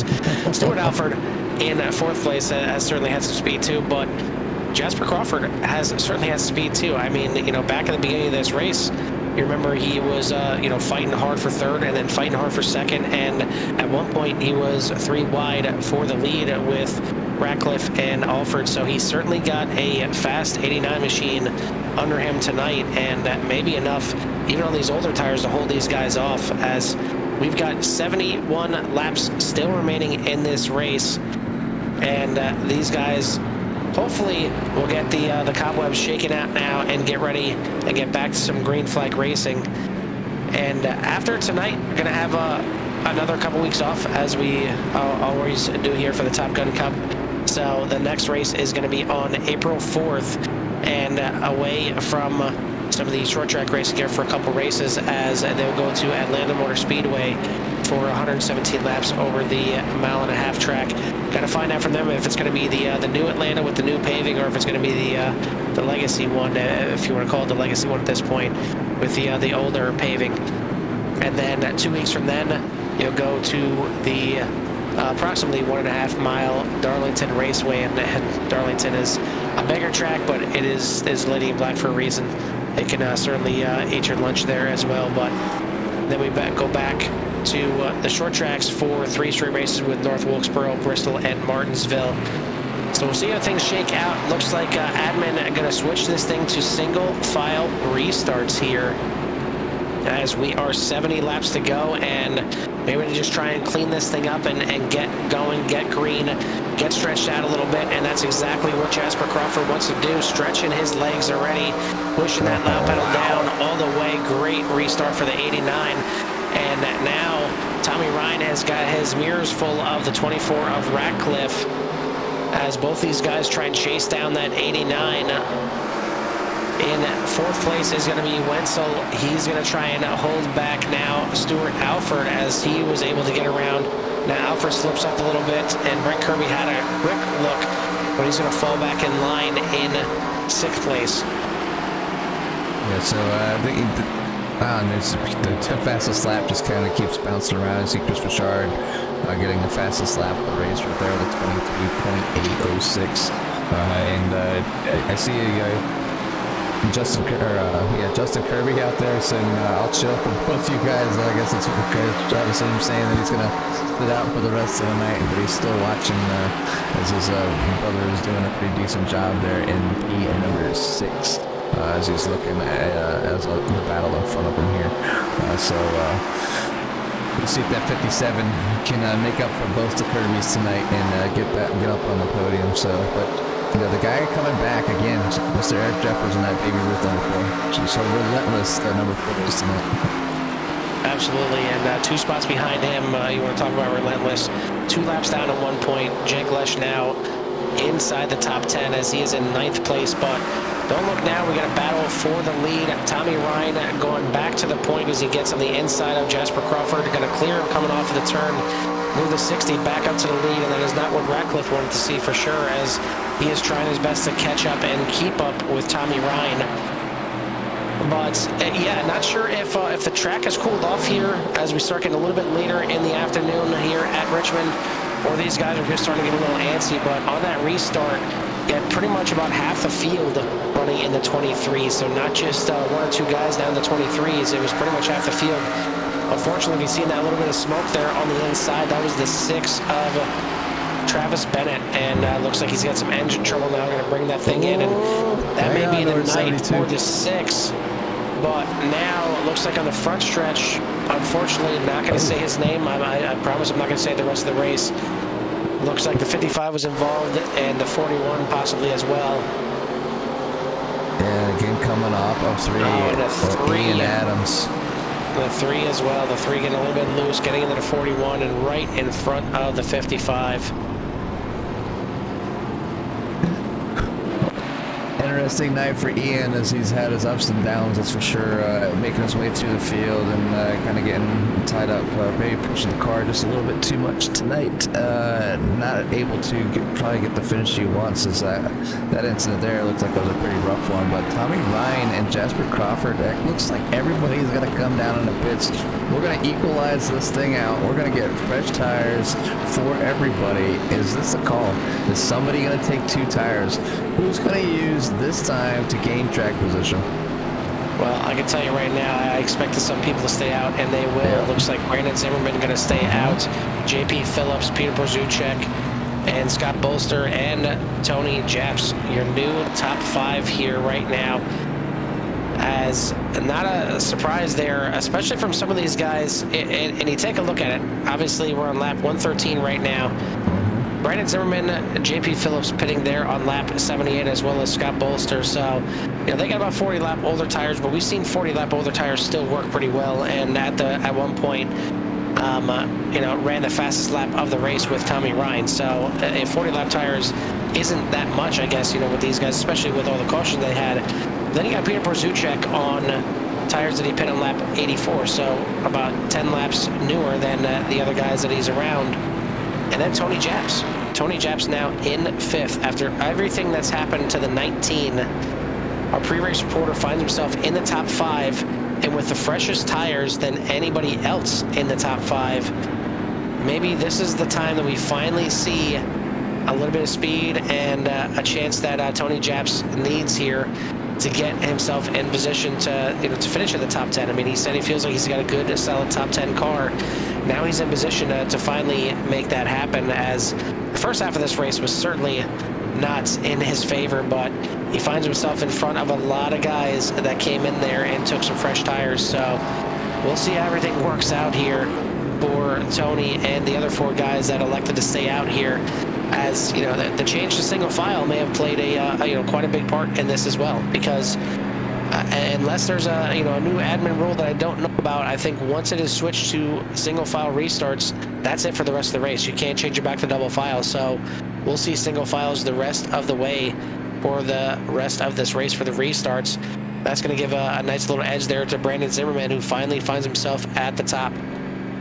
Yeah, and just key in on Trevor. Trevor Hunt joins us tonight. He said he didn't get a chance to practice tonight, and he said it looks like the car is just a little bit loose coming off 4 with everybody spinning there, and that seems to be the trouble spot tonight. And you are correct. I mean, all night, self-inflicted wounds, Trevor. That they're just coming off of 4, coming down the straightaway, and just kind of getting loose and going down and mowing the lawn a little bit. And a few times it's happened. There was no cautions, but the last few, either the guys would kind of stop down on the inside of the track and maybe drift back up a little bit, and that would pull the caution. So, but with the pit strategy here in the front 5, I'm just curious to see, who's got the speed and who can make this thing last. I mean, we're not too far from the end.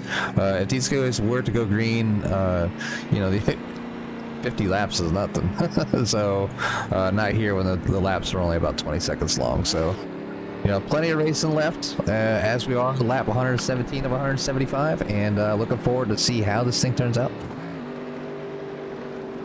Pace car is in. It's in the hands of Brandon Zimmerman, and he is back on the loud pedal. Tony Japs trying to get up there as close as possible for this restart, as Zimmerman going to get a good jump there on the restart, but JP Phillips hanging right with him. Some brand new names here at the front in the top 4, as 5th place is already taken over, and it looks like Tony Japs had a rough restart there, as he's getting eaten alive, as he has fallen back down to 9th, and he is 3 wide, and that's not the meat in the sandwich as you want to be, and still going to possibly be 3 wide, as Lesh goes to the inside, to the outside goes the 81 of Wenzel, and man, it is rush hour here at Richmond, and very good save by the 7 of Lesh. A good checkup, as Jimmy said there, by the 4 of Eric Jeffers. That was fantastic. And it finally allows Tony Japs to maybe breathe for a second, as, man, that was a rough restart for the 19, as he falls from 4th back to 12th. But back up front, it is getting quite racy, as now the 24 of Ratcliffe looking to make the move on the inside of Peter Porzuchek. Right behind him, Stuart Alford trying to do the same thing, and behind him, the leader at the caution, Jasper Crawford, trying to follow suit, as Ratcliffe will move in a second, and now a little bit of opportunity on the inside, and Alford's going to jump on it. He's going to move himself inside of Porzuchek, gets a little bit loose, and looks like Crawford wants to go to the inside, didn't realize that Brent Kirby was there, as they're now side by side into the corner, and getting a little close coming off the corner, as Kirby needed to fight it all the way up the track. Going to stay to the inside, and that battle is still going to rage on for 5th place, right behind Porzuchek, but out front it is Brandon Zimmerman still holding it down over Andrew Ratcliffe. Yeah, and the 89 there, just getting rid of the wall just a little bit right there, and You know, Peter's doing a pretty good job of holding these guys up. I think he's a little bit slower as the 57 is going to look to the inside. And now I think the 89 is just kind of stuck on the outside, Carl. It's going to lose him a few positions, and hopefully he can find his way down in as they're pretty close nose to tail from here on back. So it's going to take maybe just a little bit as Grady Gherkin's going to take this time to dive to the inside of that 89 as well. Yeah, it's kind of funny. Not too long ago in this race, the 82 stayed out on very old tires, 80-lap old tires, and basically allowed his teammates right there, Jasper Crawford, to get a fantastic launch, get to the lead, and try to check out before we had a few more cautions. Now, it's pretty much exact opposite, as the 82 is holding up the 89. He finally gets to the inside, and he'll be able to work around his teammate now and move himself back up into the 6th position. But out front, new leader, same as the previous leader earlier in the race. Andrew Ratcliffe finds himself back up front and in 1st. And no surprise, right there in 2nd is Stuart Alford. Brent Kirby in 3rd. He's going to get around the Brandon Zimmer machine as well. And right there is Tommy Ryan. So some of the fastest guys all race now are in the top 4. Jasper Crawford trying to throw his name back in the hat as he is on the outside of Grady Gherkin there, and gonna make it work on the outside. Gets a little bit loose through the corner, but still gonna make the pass, and he has got the top 5 in sight as he looked to the inside for a second there on Zimmerman. But it is gonna be Ratcliffe, Alford, Brent Kirby, Ryan, and Zimmerman are your top 5. Yeah, these guys, you know, they've come from the back of the pack to be running here towards the front here at the end, and they're doing a great job. And you know, Brandon Zimmerman, you know, on a little bit older tires, I think he has a little bit of disadvantage, and it looks like the inside is just a little bit quicker.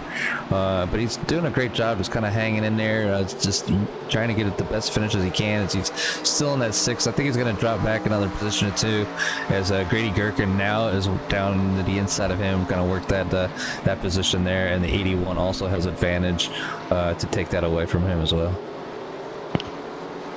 Yeah, another shout out to Trevor Hunt saying that he's out sick for this one. I think a lot of these guys' rear tires are out sick for the race, as well as certainly some issues getting on the throttle, and even sometimes you can break into the corners. But we're going right now. We're on lap 129 as we still got another 47 laps to go in this race. Didn't want to make a mistake, because I know Jimmy would have jumped all over that with me making a mathematical mistake after I called him out. So I had to make sure there, take my time, do a couple quick figures, get the abacus out. We're good to go, as we've got a battle now for 2nd. Brent Kirby looking to the inside of Alford, but Alford has been comfortable on that outside. He has no problems running on that outside, trying to pass for position, and even trying to defend, as on the inside there, Brent Kirby has a little bit of a moment coming off the corner. He's going to give up some track position, and you almost feel like this is holding up the 60 of Tommy Ryan right now. But these guys are certainly not letting that 24 of Ratcliffe get away, as all 4 of these guys have broken away just a little bit by almost a second, as Brent Kirby almost pushing Alford around the corner right there. Luckily, nobody gets too loose. I think that the 57 got a little loose instead of the 72. But, you know, Brent Kirby is really trying to get around and trying to get into 2nd, because he's now starting to see that 24 get a little bit smaller.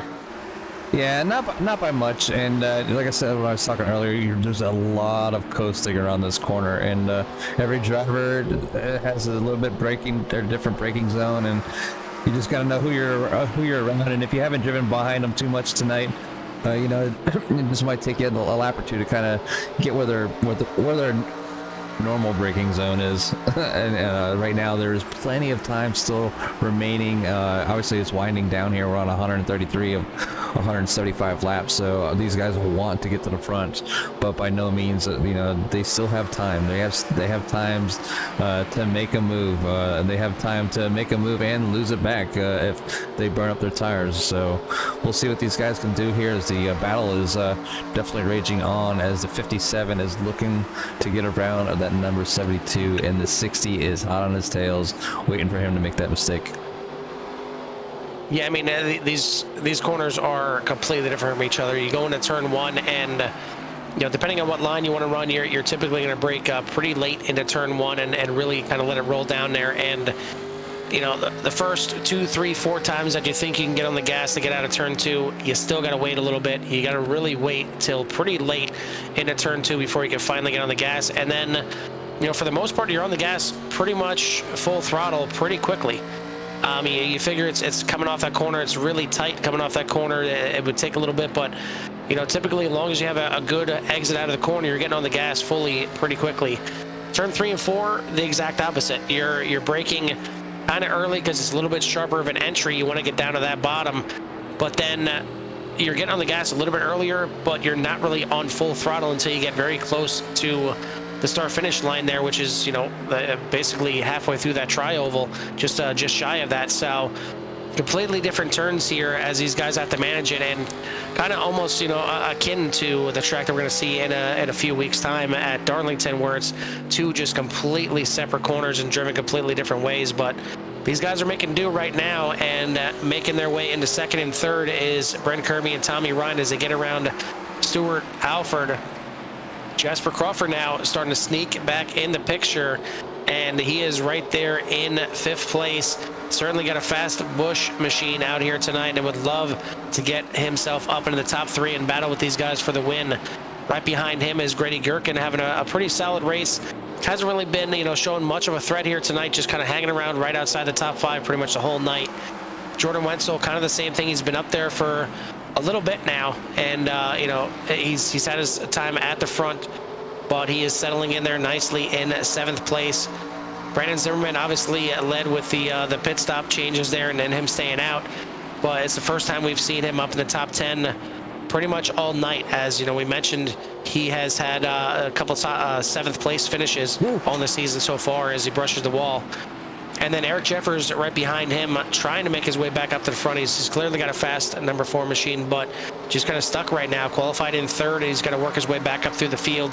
And none better to explain that than the guy right behind him is Jake Lesh, as he certainly had to make his way through the field from 2 laps down at one point, back up into the top 10. And right behind him, first time on the track this season, first time tasting these 87s in the Top Gun Cup, your points champion from last season in the Man Cave After Dark Truck Series, the 28 of Chris Bouchard. And looks like he's just trying to kind of cruise. I think he just wants to kind of get his feet wet here tonight, the way it looks, at least the way his driving style is, or maybe he's just not 100% comfortable with these cars yet. But either way, a good run here to start out the season in 11th place. But up front, these guys are not letting Ratcliffe go by any means. That is still under a quarter second from 1st to 2nd, even less than that from 2nd to 3rd, even less than that from 3rd to 4th, as the top 5 are about a half a second away from 6th place right now.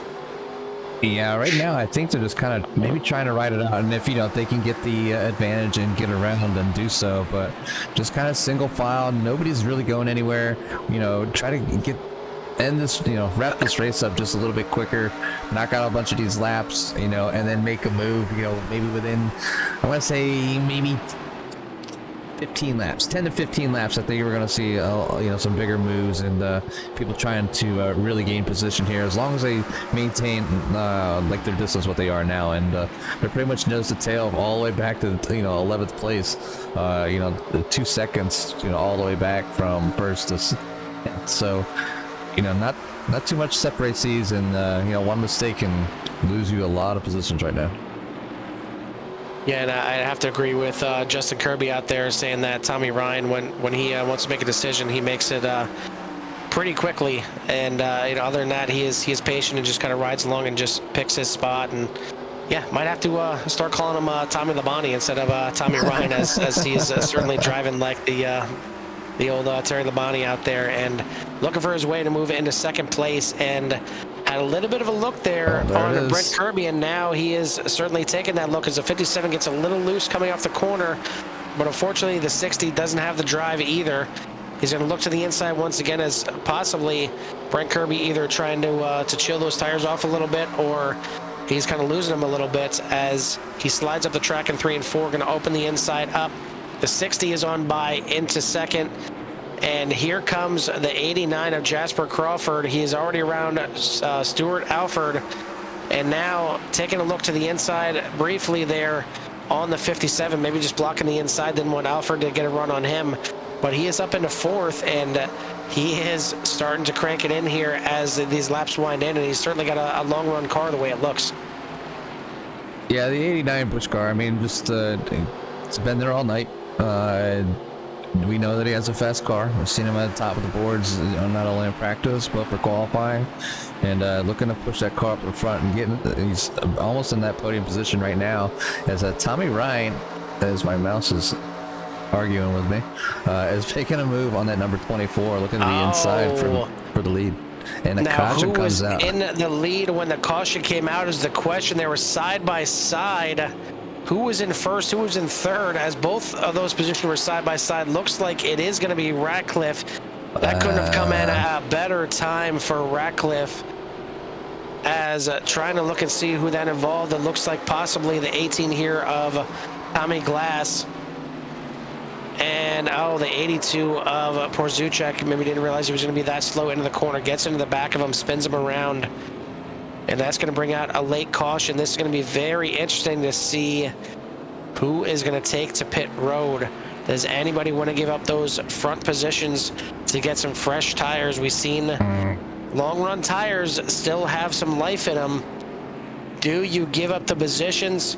Ratcliffe drops down to the bottom. Is it a fake out? No. It is not. The top 2, top 3, top 6 all come into the pits. Jordan Wenzel going to stay out. He's going to take his chances and stay out on those older tires, as he wants to pass everybody, including the pace car. Right? You can do it right.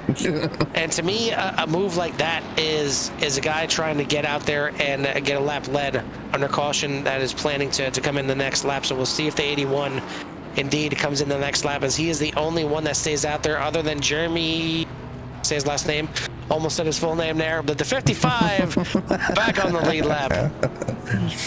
The meat stick.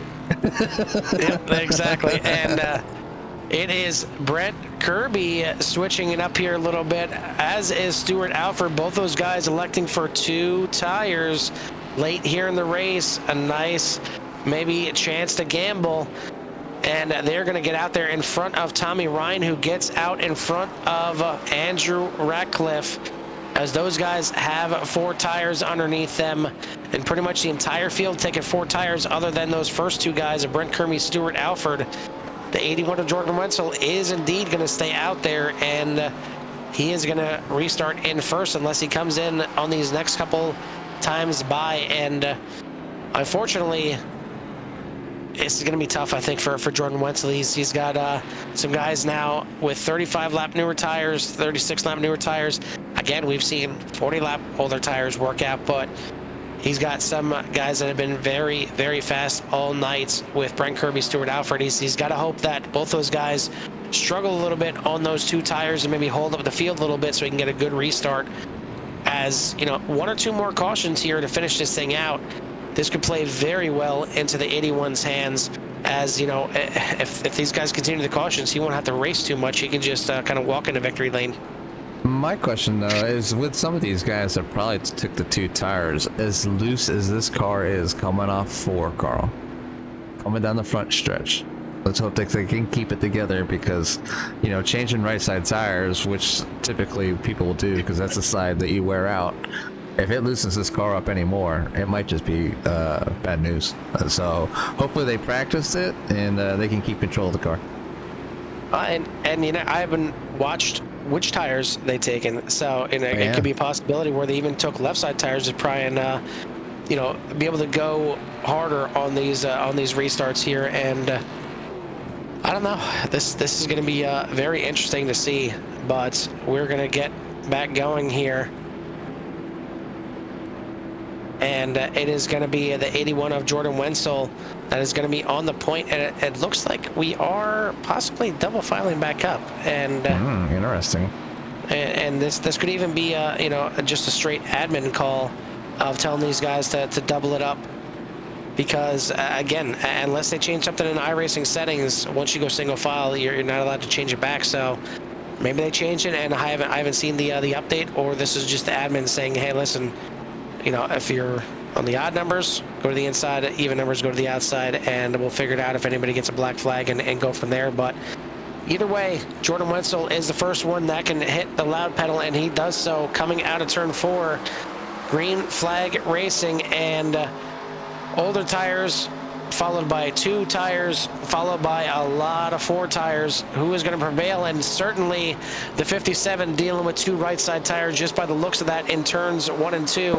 Slides way up the track and then gets into Ratcliffe hard, impact in the inside wall. I can't get to. And oh man, that was extreme hard impact in the inside wall on the backstretch. And we'll see what happened. Looks like the 24 just slowly drifted up and maybe thought the 57 was up a little bit higher, but not the case. So the 24 pretty much takes himself out on that one. That was a hard impact, and that's exactly what Jordan Wenzel wanted. He'd love to see a couple more of those before this thing ends, as he is still going to be out front. Stuart Alford in second, Brent Kirby in third, Tommy Ryan in fourth. So no change to the top 4 on that one. Unfortunately, 5th place gets sent pretty hard to the inside, and if he hasn't used a fast repair, he's definitely going to have to use it on that one.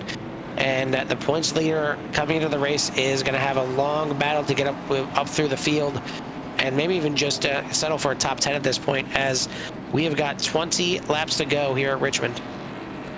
Yeah, it's one of those things, Carl. You know, anything can happen, and as competitive as this league is, you know, they race as hard as possible every single lap, and it's why we see them pushing the car to the limits and having self spins. It's, you know, it's not necessarily people wrecking each other. It's just these guys are competitive, and they're just really want to get the most out of their car, and now's the time to do it. We're down to very few laps. We're 156 to 75. We just rolled over to 100, working on lap 157 here, and we'll at least go this lap and one more, as the lights are still on the pace car. But Jordan Wenzel out front over Stuart Alford, Brent Kirby, Tommy Ryan, Jasper Crawford, Eric Jeffers, Chris Bouchard, Grady Gherkin, Jake Lesh, and Brandon Zimmerman for our top 10, and then JP Phillips, Michael Whitley, Scott Bolster, Peter Pazuchek, Tony Japs, Tim Glass, Chris Comidlin, John Crawford, Jeremy Little, Andrew Ratcliffe, Joshua Witherspoon, Ian Adams, Travis Bennett, and Justin Kirby, that is now in the stands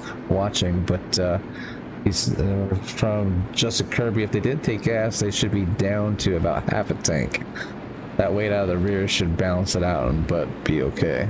So giving a little tips there from one of the drivers here is, sometimes, Carl, as much as I wanted to, drive these cars in a few seasons that I participated in, I just could not get it. And Justin Kirby is definitely one of the drivers out there that has gotten it right on many occasions, just not tonight being his night. So it's good to have knowledge in the audience here as the race continues on, as we do have 12 of you out there watching tonight, and really appreciate it. If you haven't already, and most of you have already, as our numbers keep climbing, but please hit that subscribe button, hit the bell for our notifications, thumbs up, get our algorithm going, and suggest out there, puts not only CRN on the map, but also UCRL, as we try to give it the best coverage as possible, and we keep to do so, as many things in the work, and the only thing that we broadcast is iRacing right now. So we're gonna keep this thing rolling, and the lights are out on the pace car as they will come around on lap 159. Yeah, give another shout out to Justin Kirby, as he's up there working our spotter camera right now, as he's got nothing better to do. but yeah, I think maybe he needs to relay that message that that the weight should work out there to his brother down there in Brent Kirby, as he certainly had some trouble on that restart, and now he's on the inside. He's got Tommy Ryan on the outside. Who's going to get the good restart on this one? The top 4 remain the same, get shuffled up a little bit, as Brent Kirby now restarting third, Stuart Alford in second. But it is Jordan Wenzel at the point, and he is on the loud pedal. We're back racing once again, and we're going to look like it was about sideways for first, but it is going to be sideways, almost 3 wide for second, as here comes Chris Bouchard into the mix, as he moves himself up into 5th place, and now Tommy Ryan to the outside. Tommy Labonte to the outside for the lead, and he is going to have a good run off the corner. Chris Bouchard Move in the this wall. 60 back to the lead as it is racy towards the back, and Brent Kirby sliding up into Chris Bouchard that time. Everybody going to keep it straight the way it looks. Bouchard a little bit of shake off the corner, but it is Tommy Ryan back out to the lead, and it's going to be tough to get back around him, but Jordan Wentzel going to have a chance. Another caution here, and this one unfortunately involving our pre-race report of the 19, and it looks like possibly the 25. We'll see what happened right here. Bolster a little slow coming off the corner. And this time the 25 getting in the back of the 19, and the 55 hard impact. You can see the hood fly up on that one a little bit as some of these guys in the back end taken out. And again, I mean, I know Wenzel would like to still be in lead in this one, but he's now sitting in second, and it's another late restart.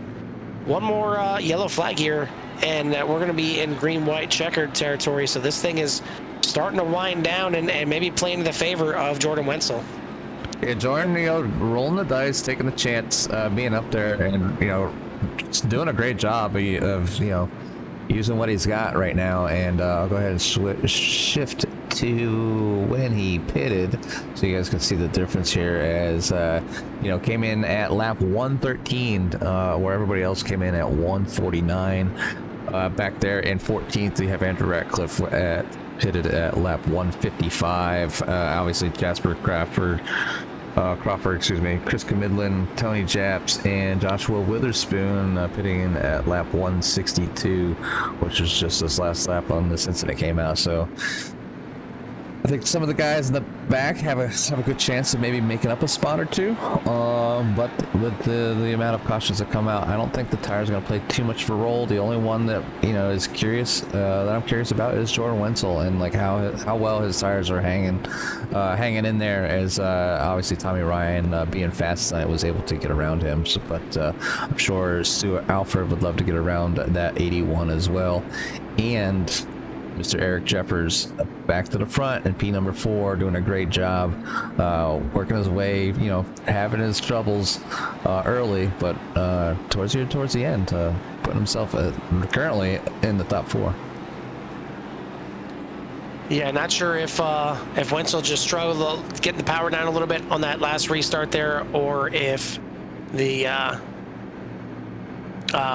40, or I'm sorry, the 72 there of Stuart Alford just had a really great restart with him, but Alford was able to hang with the 81 there pretty good. So hopefully it's not that the tire's going to wait for the restarts for the 81, as we're going to have another restart here, and it is going to be with 10 laps to go, actually 9 laps to go. The light's still on the pace car out front there, so these guys will pace around for one more lap, and then we will go back green with 9 to go. So again, if we get another caution at any point, even initially on the restart, I think this thing is going to be down to a green-white checkered. So get your popcorn out. It is go time here for sure. It is race time here at Richmond, and there's a lot of guys, excuse me, that would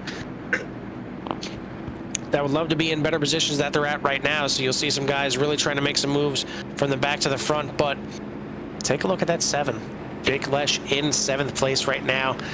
I'm going to keep saying it because so far I've said his name and it hasn't caused trouble. So I'm going to keep calling him out. He's doing fantastic. There's a reason he's in 3rd in the point standings coming in here, finding his way all the way back up to 7th. Fantastic bounce back. Regardless of what happens for the rest of this race, it was a great bounce back here for the 7. But certainly hoping that he can finish this job out and maybe even grab a top 5 out of it. But lights are out. It's time to go. Green flag racing here. Under 10 to go. Jordan Wentzel, Tommy Ryan, the guys on the front row, Alford and Jeffers now on the 2nd row, Brent Kirby and Grady Gherkin on the 3rd row, Lesh and Bouchard on row number 4. Who do you got? Who do you think is going to bring this thing home? There's a lot of different picks. It's going to be tough to pass that 60, though, once he gets going, as he is on that loud pedal back racing here at Richmond. Great restart for the 60. Not so much for the 81. He's going to have to fend off Alford on the inside. Maybe even Jeffers, as Jeffers gets very close to getting into Alford. The 81 going to send it wide, trying to get a good run off the corner, but not going to happen. He's going to lose 2nd. Now he's in a battle for 3rd with Jeffers. Meanwhile, Tommy Ryan looks to try and check out from this field. as Alfred would love to get up there and challenge. He was the pole sitter tonight, but it looks like we may have another caution. The 19 is slow. The 7 was slow as well. We'll show you what happened. And wow, it's amazing how late these cars are breaking loose. I mean, that was pretty far, almost at the start-finish line when that car finally broke loose. That's kind of crazy how loose these cars are, but we will stay green as both those guys, the 7 of Lesh and the 19 of Japs, do get it straightened back out pretty quickly. So we're going to race this thing out, at least for the time being, as we've got a battle now possibly for second. Jeffers briefly looked to the inside, and now he's going to definitely look to the inside as a 72 loose. Alfred is going to give up second place to Jeffers. What a fight back for the Baby Ruth machine, now in second place. And I said it earlier, it's just a matter of time until you start seeing Jeffers move his way to the front. He's doing so here late as we've got 6 to go. Little wiggle from Kirby coming off the corner. And right now, I think Wenzel's just holding on for dear life, trying to hold on to as many positions as he can, but he's got a swarm coming around him. He's got Bouchard on the inside now. Gherkin looking to go 3 wide for a second. He's going to back out. And right behind him, Ratcliffe starting to make his way through, but Brett Kirby is going to lose it, and that may end up being a caution. It is. Unfortunately, it takes out the 81 in the process, but we've got a green-white checkered situation here. Going to be very interesting, and wow, just another car losing it way late there with Josh Witherspoon. Yeah, that was by itself, and then just after that happened, another portion of the track. This is that incident here. Oh, it is. Chris Bouchard sliding up, and that was pretty bad netcode there as well. I mean, he may have eventually gotten into the 57, but that was, I mean, from my point of view right there, that was about a foot, maybe even more of netcode in between the 28 and the 57. And I mean, I guess fortunately, this is the first time maybe all night that we're talking about netcode coming into play. Yeah, everybody's been pretty good with as far as connection-wise go, and it's I think the first sign of any kind of netcode. Yeah, you just see there the 57's rear end just kind of kick out all by itself, and there's the possibility was there that it could have happened, but the 57 getting spun right there with some netcode right in front of the 81, which was doing the best he could on them older tires to kind of just hang out there in the front. So tough break for the 57, and 81 is going to shift them to the back of the pack just a little bit. But the guy out front, Tommy Ryan, just doing an amazing job tonight, up 17 spots, so biggest mover to the lead here, doing what he can with that number 60, just kind of showing how it's done. He's had to work for it, as we've had other fast drivers up there. Eric Jeffers kind of, he got sent to the back, started in 3rd position. Stuart Alford all night long being up there in the top 5, top 10, except I think the one time I don't even know if he was out of the top 10 all night tonight, Carl. And then Chris Bouchard up 15 spots, just kind of like floating around here. I think he's just trying to get the best he can, best finish possible with that car. We haven't seen him race the 87s yet, but doing a great job, as we've seen him win in the trucks. So he does have the talent and the will to drive. And then we have Grady Gherkin up 5 spots tonight. Andrew Ratcliffe losing a few spots, Carl, but has found himself back in the top 10 in 6th spot. And then you have Brandon Zimmerman up 13 spots in 7th. Peter Pazuchek's up 3 spots from his start here tonight in 8th. John Crawford, we haven't talked about John too much, but has just shown and broken to the top 10, up 14 spots. So doing a great job in that number 25 machine. Scott Bolster, again, Mr. Consistency, even from the trucks, showing his consistency here, even in the 87s. Currently in the top 10, up 4 spots. And then that's our top 10. Then you have Jasper Crawford, Jordan Wenzel, Michael Whitley, JP Phillips, Tim Glass, Chris Camidlin, Brent Kirby, Tony Japs, Jake Less, Joshua Witherspoon, Jimmy Little, Ian Adams, Travis Bennett, and our spotter, Justin Kirby.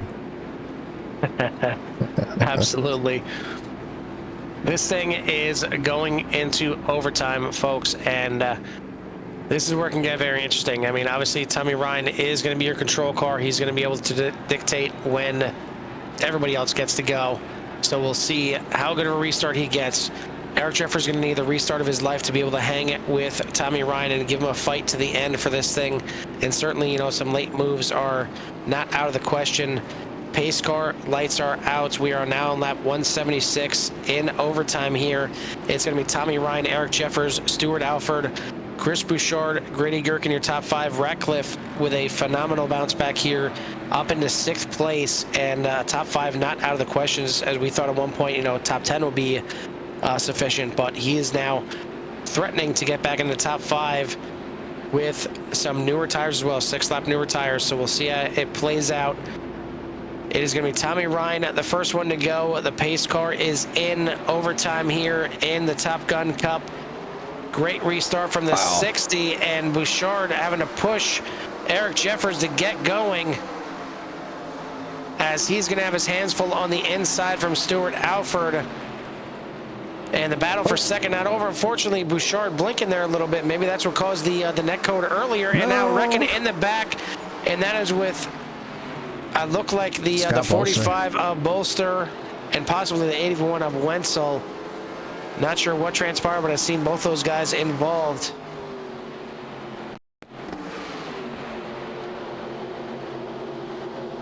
And looks like Bolster just a little slow off the corner, and the 81 just trying to stay as close to him as possible coming off the corner, but unfortunately gets into the back of the 45, sends him around. I'm not quite sure. Well, they didn't. I seen the white flag come up, but I think, yes, yeah, and that that's is going to be it. Yeah. So not the way they wanted to finish this out, but yeah, not the way they wanted to finish this out, but Tommy Ryan is going to get the victory here tonight under the green-white checker, since they only have one. And so Tommy Ryan, Eric Jeffers, Stuart Alford, and then Chris Richard, Grady Gherkin, Andrew Ratcliffe, Brandon Zimmerman, Peter Pazuchuk, John Crawford, Jasper Crawford, JP Phillips, Michael Whitley, Tim Glass, Chris Comidlin, Brent Kirby, Jake Less, Tony Japs, Joshua Witherspoon, Jordan Wenzel, Scott Bolster, Jeremy Little, Ian Adams, Travis Bennett, and Justin Kirby for our 24 car field here tonight at we're at Richmond, right? Yeah, exactly. I almost said Martinsville, but every short track looks the same to me. Easy. Yeah, unfortunately, I thought it was just one green-white checker for these guys, and that was the case. And I guess fortunately for Tommy Ryan, as he's going to come home victorious here, and he might have won this thing even if we had another green-white checkered, as he was pretty dominant and he had the lead back, and looks like some fun after the finish there. But the 60 is the one that gets to celebrate on the front stretch. Burning it down there is Tommy Ryan. Eric Jeffers going to finish in second, so a good bounce back for him. Stuart Alford been up front pretty much the entire race, and again, he's going to get in the podium. Not going to get that win just yet, but it is still a good finish for Stuart Alford. Chris Bouchard, a nice welcome back for him into the series as he finished with the top 5. Grady Gherkin is going to grab his 3rd top 5 of the season and finish in 5th place. Not sure if that's going to be enough. It very well could be enough to take over the points lead from Andrew Ratcliffe, who finishes in 6th as well. But we'll get these guys rounded up and get the top 3 in here for your interviews. And if I can find Chris Bouchard here, as there we go.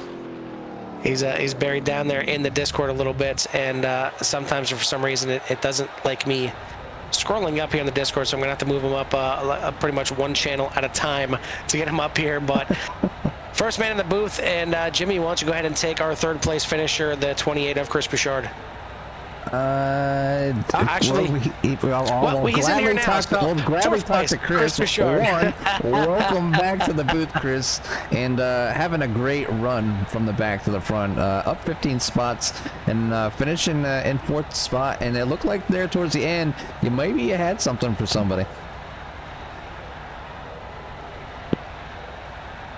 So I think we're waiting for Chris to maybe activate his mic. Well, maybe we won't interview 4th place after all. So we'll bring in the actual 3rd place now, and that is that is going to be Stuart Alford, who is going to finish in 3rd. So Jimmy, Now, why don't you go ahead and take our third place finisher, the 72 of Stuart Alford. Hey, Stuart, this is Jimmy and Carl up at the booth. You copy? Hey fellas, how you doing? Hey, it's nice to finally talk to you. And one heck of a run that you had here tonight at Richmond, as you had your hands full with some of these drivers up here as you're trying to get around here. This makes a few races where you started on the pole and not being able to lead that lead lap, and that has to come from a shocker. As some of the guys qualifying you around here have quite a bit of speed. Yeah, thanks for bringing that up, by the way. I kind of suck at restarts, I think. I haven't really got those figured out, so it's kind of a shame to not lead the first lap, but that's the way she goes. I was just trying to keep her on the straight and narrow tonight. It's pretty slick out there, and yeah, it was just good fun racing. Classic Richmond. Yeah, classic Richmond. I mean, I got a chance to get out there, and I didn't download the setup you guys were running, just to get a few laps in to kind of see what you guys were dealing with tonight. And just the standard iRacing setup was loose enough, a little bit tight in the middle of the corner. So I'm not quite sure how much work Scott did on the car, but it seemed like a lot of people were having a lot of trouble getting on the throttle coming out of turn 4. Did you have any issues with that, or is this something that you had paid close attention to in order not to lose control of the 72?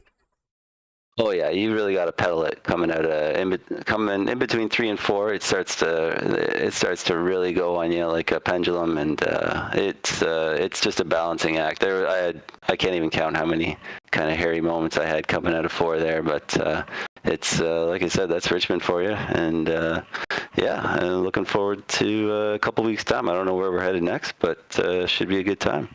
Yeah, it looks like next, if I can pull up the schedule here real quick, and it looks like your next race will be at Atlanta. Not quite sure on the configuration or the model of the track, whether it's the new one or the old one, but are you looking forward to Atlanta in 2 weeks?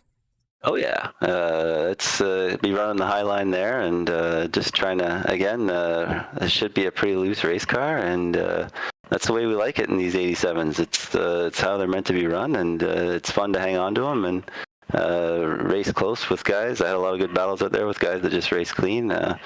Congrats to Tommy. He ran a great race, and I was just trying to follow him and learn a few things from him, and yeah, it should be a good time in Atlanta. Well, again, congratulations on the third place finish here at Richmond, and hopefully when we see you in 2 weeks, like, you can get yourself another pole and then show these guys that you really know how to restart, and it was just a fluke, and then you'll take that first point for lap lead. We'll see, man. Thanks, man. Yeah, we'll go ahead and give you a little time to say any shout out or give any shout outs or thanks before we let you get out of here. Sure. Just want to say hi to Buddy and Cliff if you're still up. How you doing, fellas? Take her easy, and thank you guys for calling these races. I'm sure you had a lot of time to fill again for a second week in a row there. So thanks for putting up with all the yellows. Yeah, it's what we do, and at least you guys got a set of people up here that enjoy talking about the race, and you guys put a good show on, and especially when you go green. So again, congratulations, and we'll let you go celebrate. Cheers, boys. Thanks. All right, that's your third place finisher, the 72 of Stuart Alford. Not Steve, Stewart. So now we'll move on to our second place finisher, and that is going to be the 4 of Eric Jefferson. And Eric, I guess your race here tonight kind of encompassed your season so far. Certainly a fast car, but maybe not necessarily having the good beginning to the season, as you finished there in 16th at Daytona, and then got it in half and finished in 8th at Rockingham. But now finally the cards may be playing your way a little bit and coming home with a second place finish here tonight. So it's got to feel good to finally grab that first podium, getting a second place after a pretty rough race for a lot of drivers out here, and yourself included, but a good bounce back for second here tonight. Yeah, it feels good to get a good finish finally. A lot of it's been my own doing. I think I've made a mistake every week, so I need to clean that up a little bit. But fortunately tonight, I screwed up early, but was able to get back to the front, even though that was really tough sledding to pass tonight. So, there were parts tonight that I thought to second place there was no way, but made it happen, fortunately. Yeah, and a good job doing that for sure. I mean, it seemed like the 60 was going to be tough to beat once you got to the front there at the end. You're able to work your way into second place. You had the late green-white checkered restart there. if you if you had another chance at it, do you think there was any chance that you can maybe hang with him and make one kind of last ditch effort, or was it just the advantage of being the leader and getting that restart when you wanted going to be the deal breaker either way? Yeah, it's tough to restart second. The leader definitely has an advantage. He can get the jump, but I don't know. Even if I got a good restart, I don't know if I had anything for the 60. He was really good tonight. He was really good at Rockingham. Probably should have won that race too. But yeah, I got the second, and I was just ready for the race to be done at that point. Just give me my good finish and be done with it. Absolutely. Well, totally understand that. But either way, good to see that 4 finally in the top 3. And getting the finish that you probably deserved, maybe more than once so far this season. But before we let you go, anybody you want to give a shout out to or thanks to? Yeah, thanks to you guys. Thanks to everybody for sticking it out tonight. That race was way longer than it should have been. That was a rough one, but everybody knows that's not how races in here usually go. I guess you're bound to have a bad one every now and then. So on to the next one, and hopefully that'll be better. Yeah, absolutely. And there's, like I mentioned before the race, there's plenty of talent here, but sometimes short track racing is just that. It's short track racing. And it seemed like the car was a little slipperier here tonight with a little loose back end, and I think it caught some more guys than anticipated. But either way, you brought it home in second, so good finish, and we'll see you in 2 weeks at Atlanta. All right, thanks, guys. That your second place finisher, the 4 of Eric Jeffers. And now finally, Jimmy, why don't you go ahead and take our winner, the 60 of Tommy Ryan. Hey, Tommy, Jimmy, and Carl up in the booth. You copy? Yes, sir. What's up? Hey, not much. Hey, was really glad to see you walk away with a win here tonight, as I was about a quarter way through the track and realized you were moving up quickly. I was like, that's the guy we need to watch tonight. He's on a man on a mission. He's going to get to the front. I think he has a shot tonight. And that you did. You seem to have a rocket ship.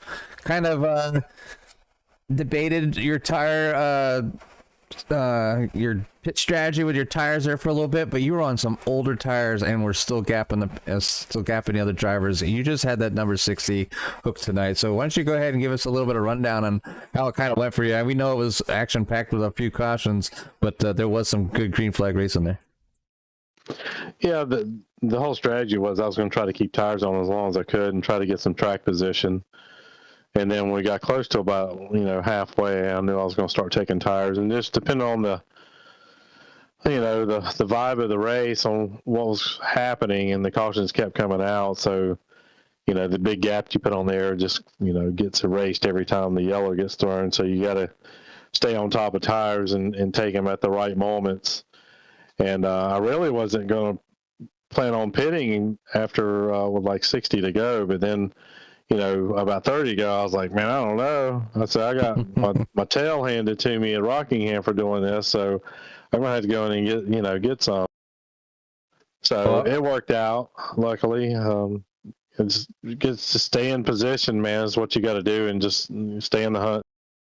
Yeah, you made an awesome call tonight, and it paid out for your favor. And I think maybe the Rockingham race kind of maybe, like you said, was in the back of your mind and didn't want it to happen 2 weeks, or let's say, 2 weeks in a row. But obviously, you guys have a week in between. But again, congratulations on the win here tonight, and bringing that number 60 Northern Hydraulics to the front and keeping there, and just I don't know. Like I said, I noticed you about quarter way through, and I was like, Steve, we need to watch the 60 tonight because you moved so far up to the field. Did you just have a bad qualifying, or because I think you were like one of the last cars that qualified? Yeah, I actually looped it and didn't even. I looped it as I was coming across four, so I put up a really, really bad lap. I was trying to get the tires heated up on the first lap. I was just trying stuff, and just basically bombed it, and just says, well. Just got to keep it clean and just methodically take it to the front. So it was fun, driving up through there. The car was a handful. You could really piss the right rear off if you weren't careful. All right, and I know that you did a great job, conserving them tires. Obviously, watching you drive away and pull away on some of the other drivers when your tires are 40 laps older than the rest of the field. When you're out front there about midway through the race. But with that being said, you still got the win here tonight. You made all the right choices. In 2 weeks, you guys go to Atlanta. So what are your, how do you feel about that race there? Yeah, I love that racetrack, man. Especially the old version, which I believe is what we're going to be handling. So that place is bumpy and cars will be moving around. It'll be loose and it should be a really blast to drive. So I'm really looking forward to that one.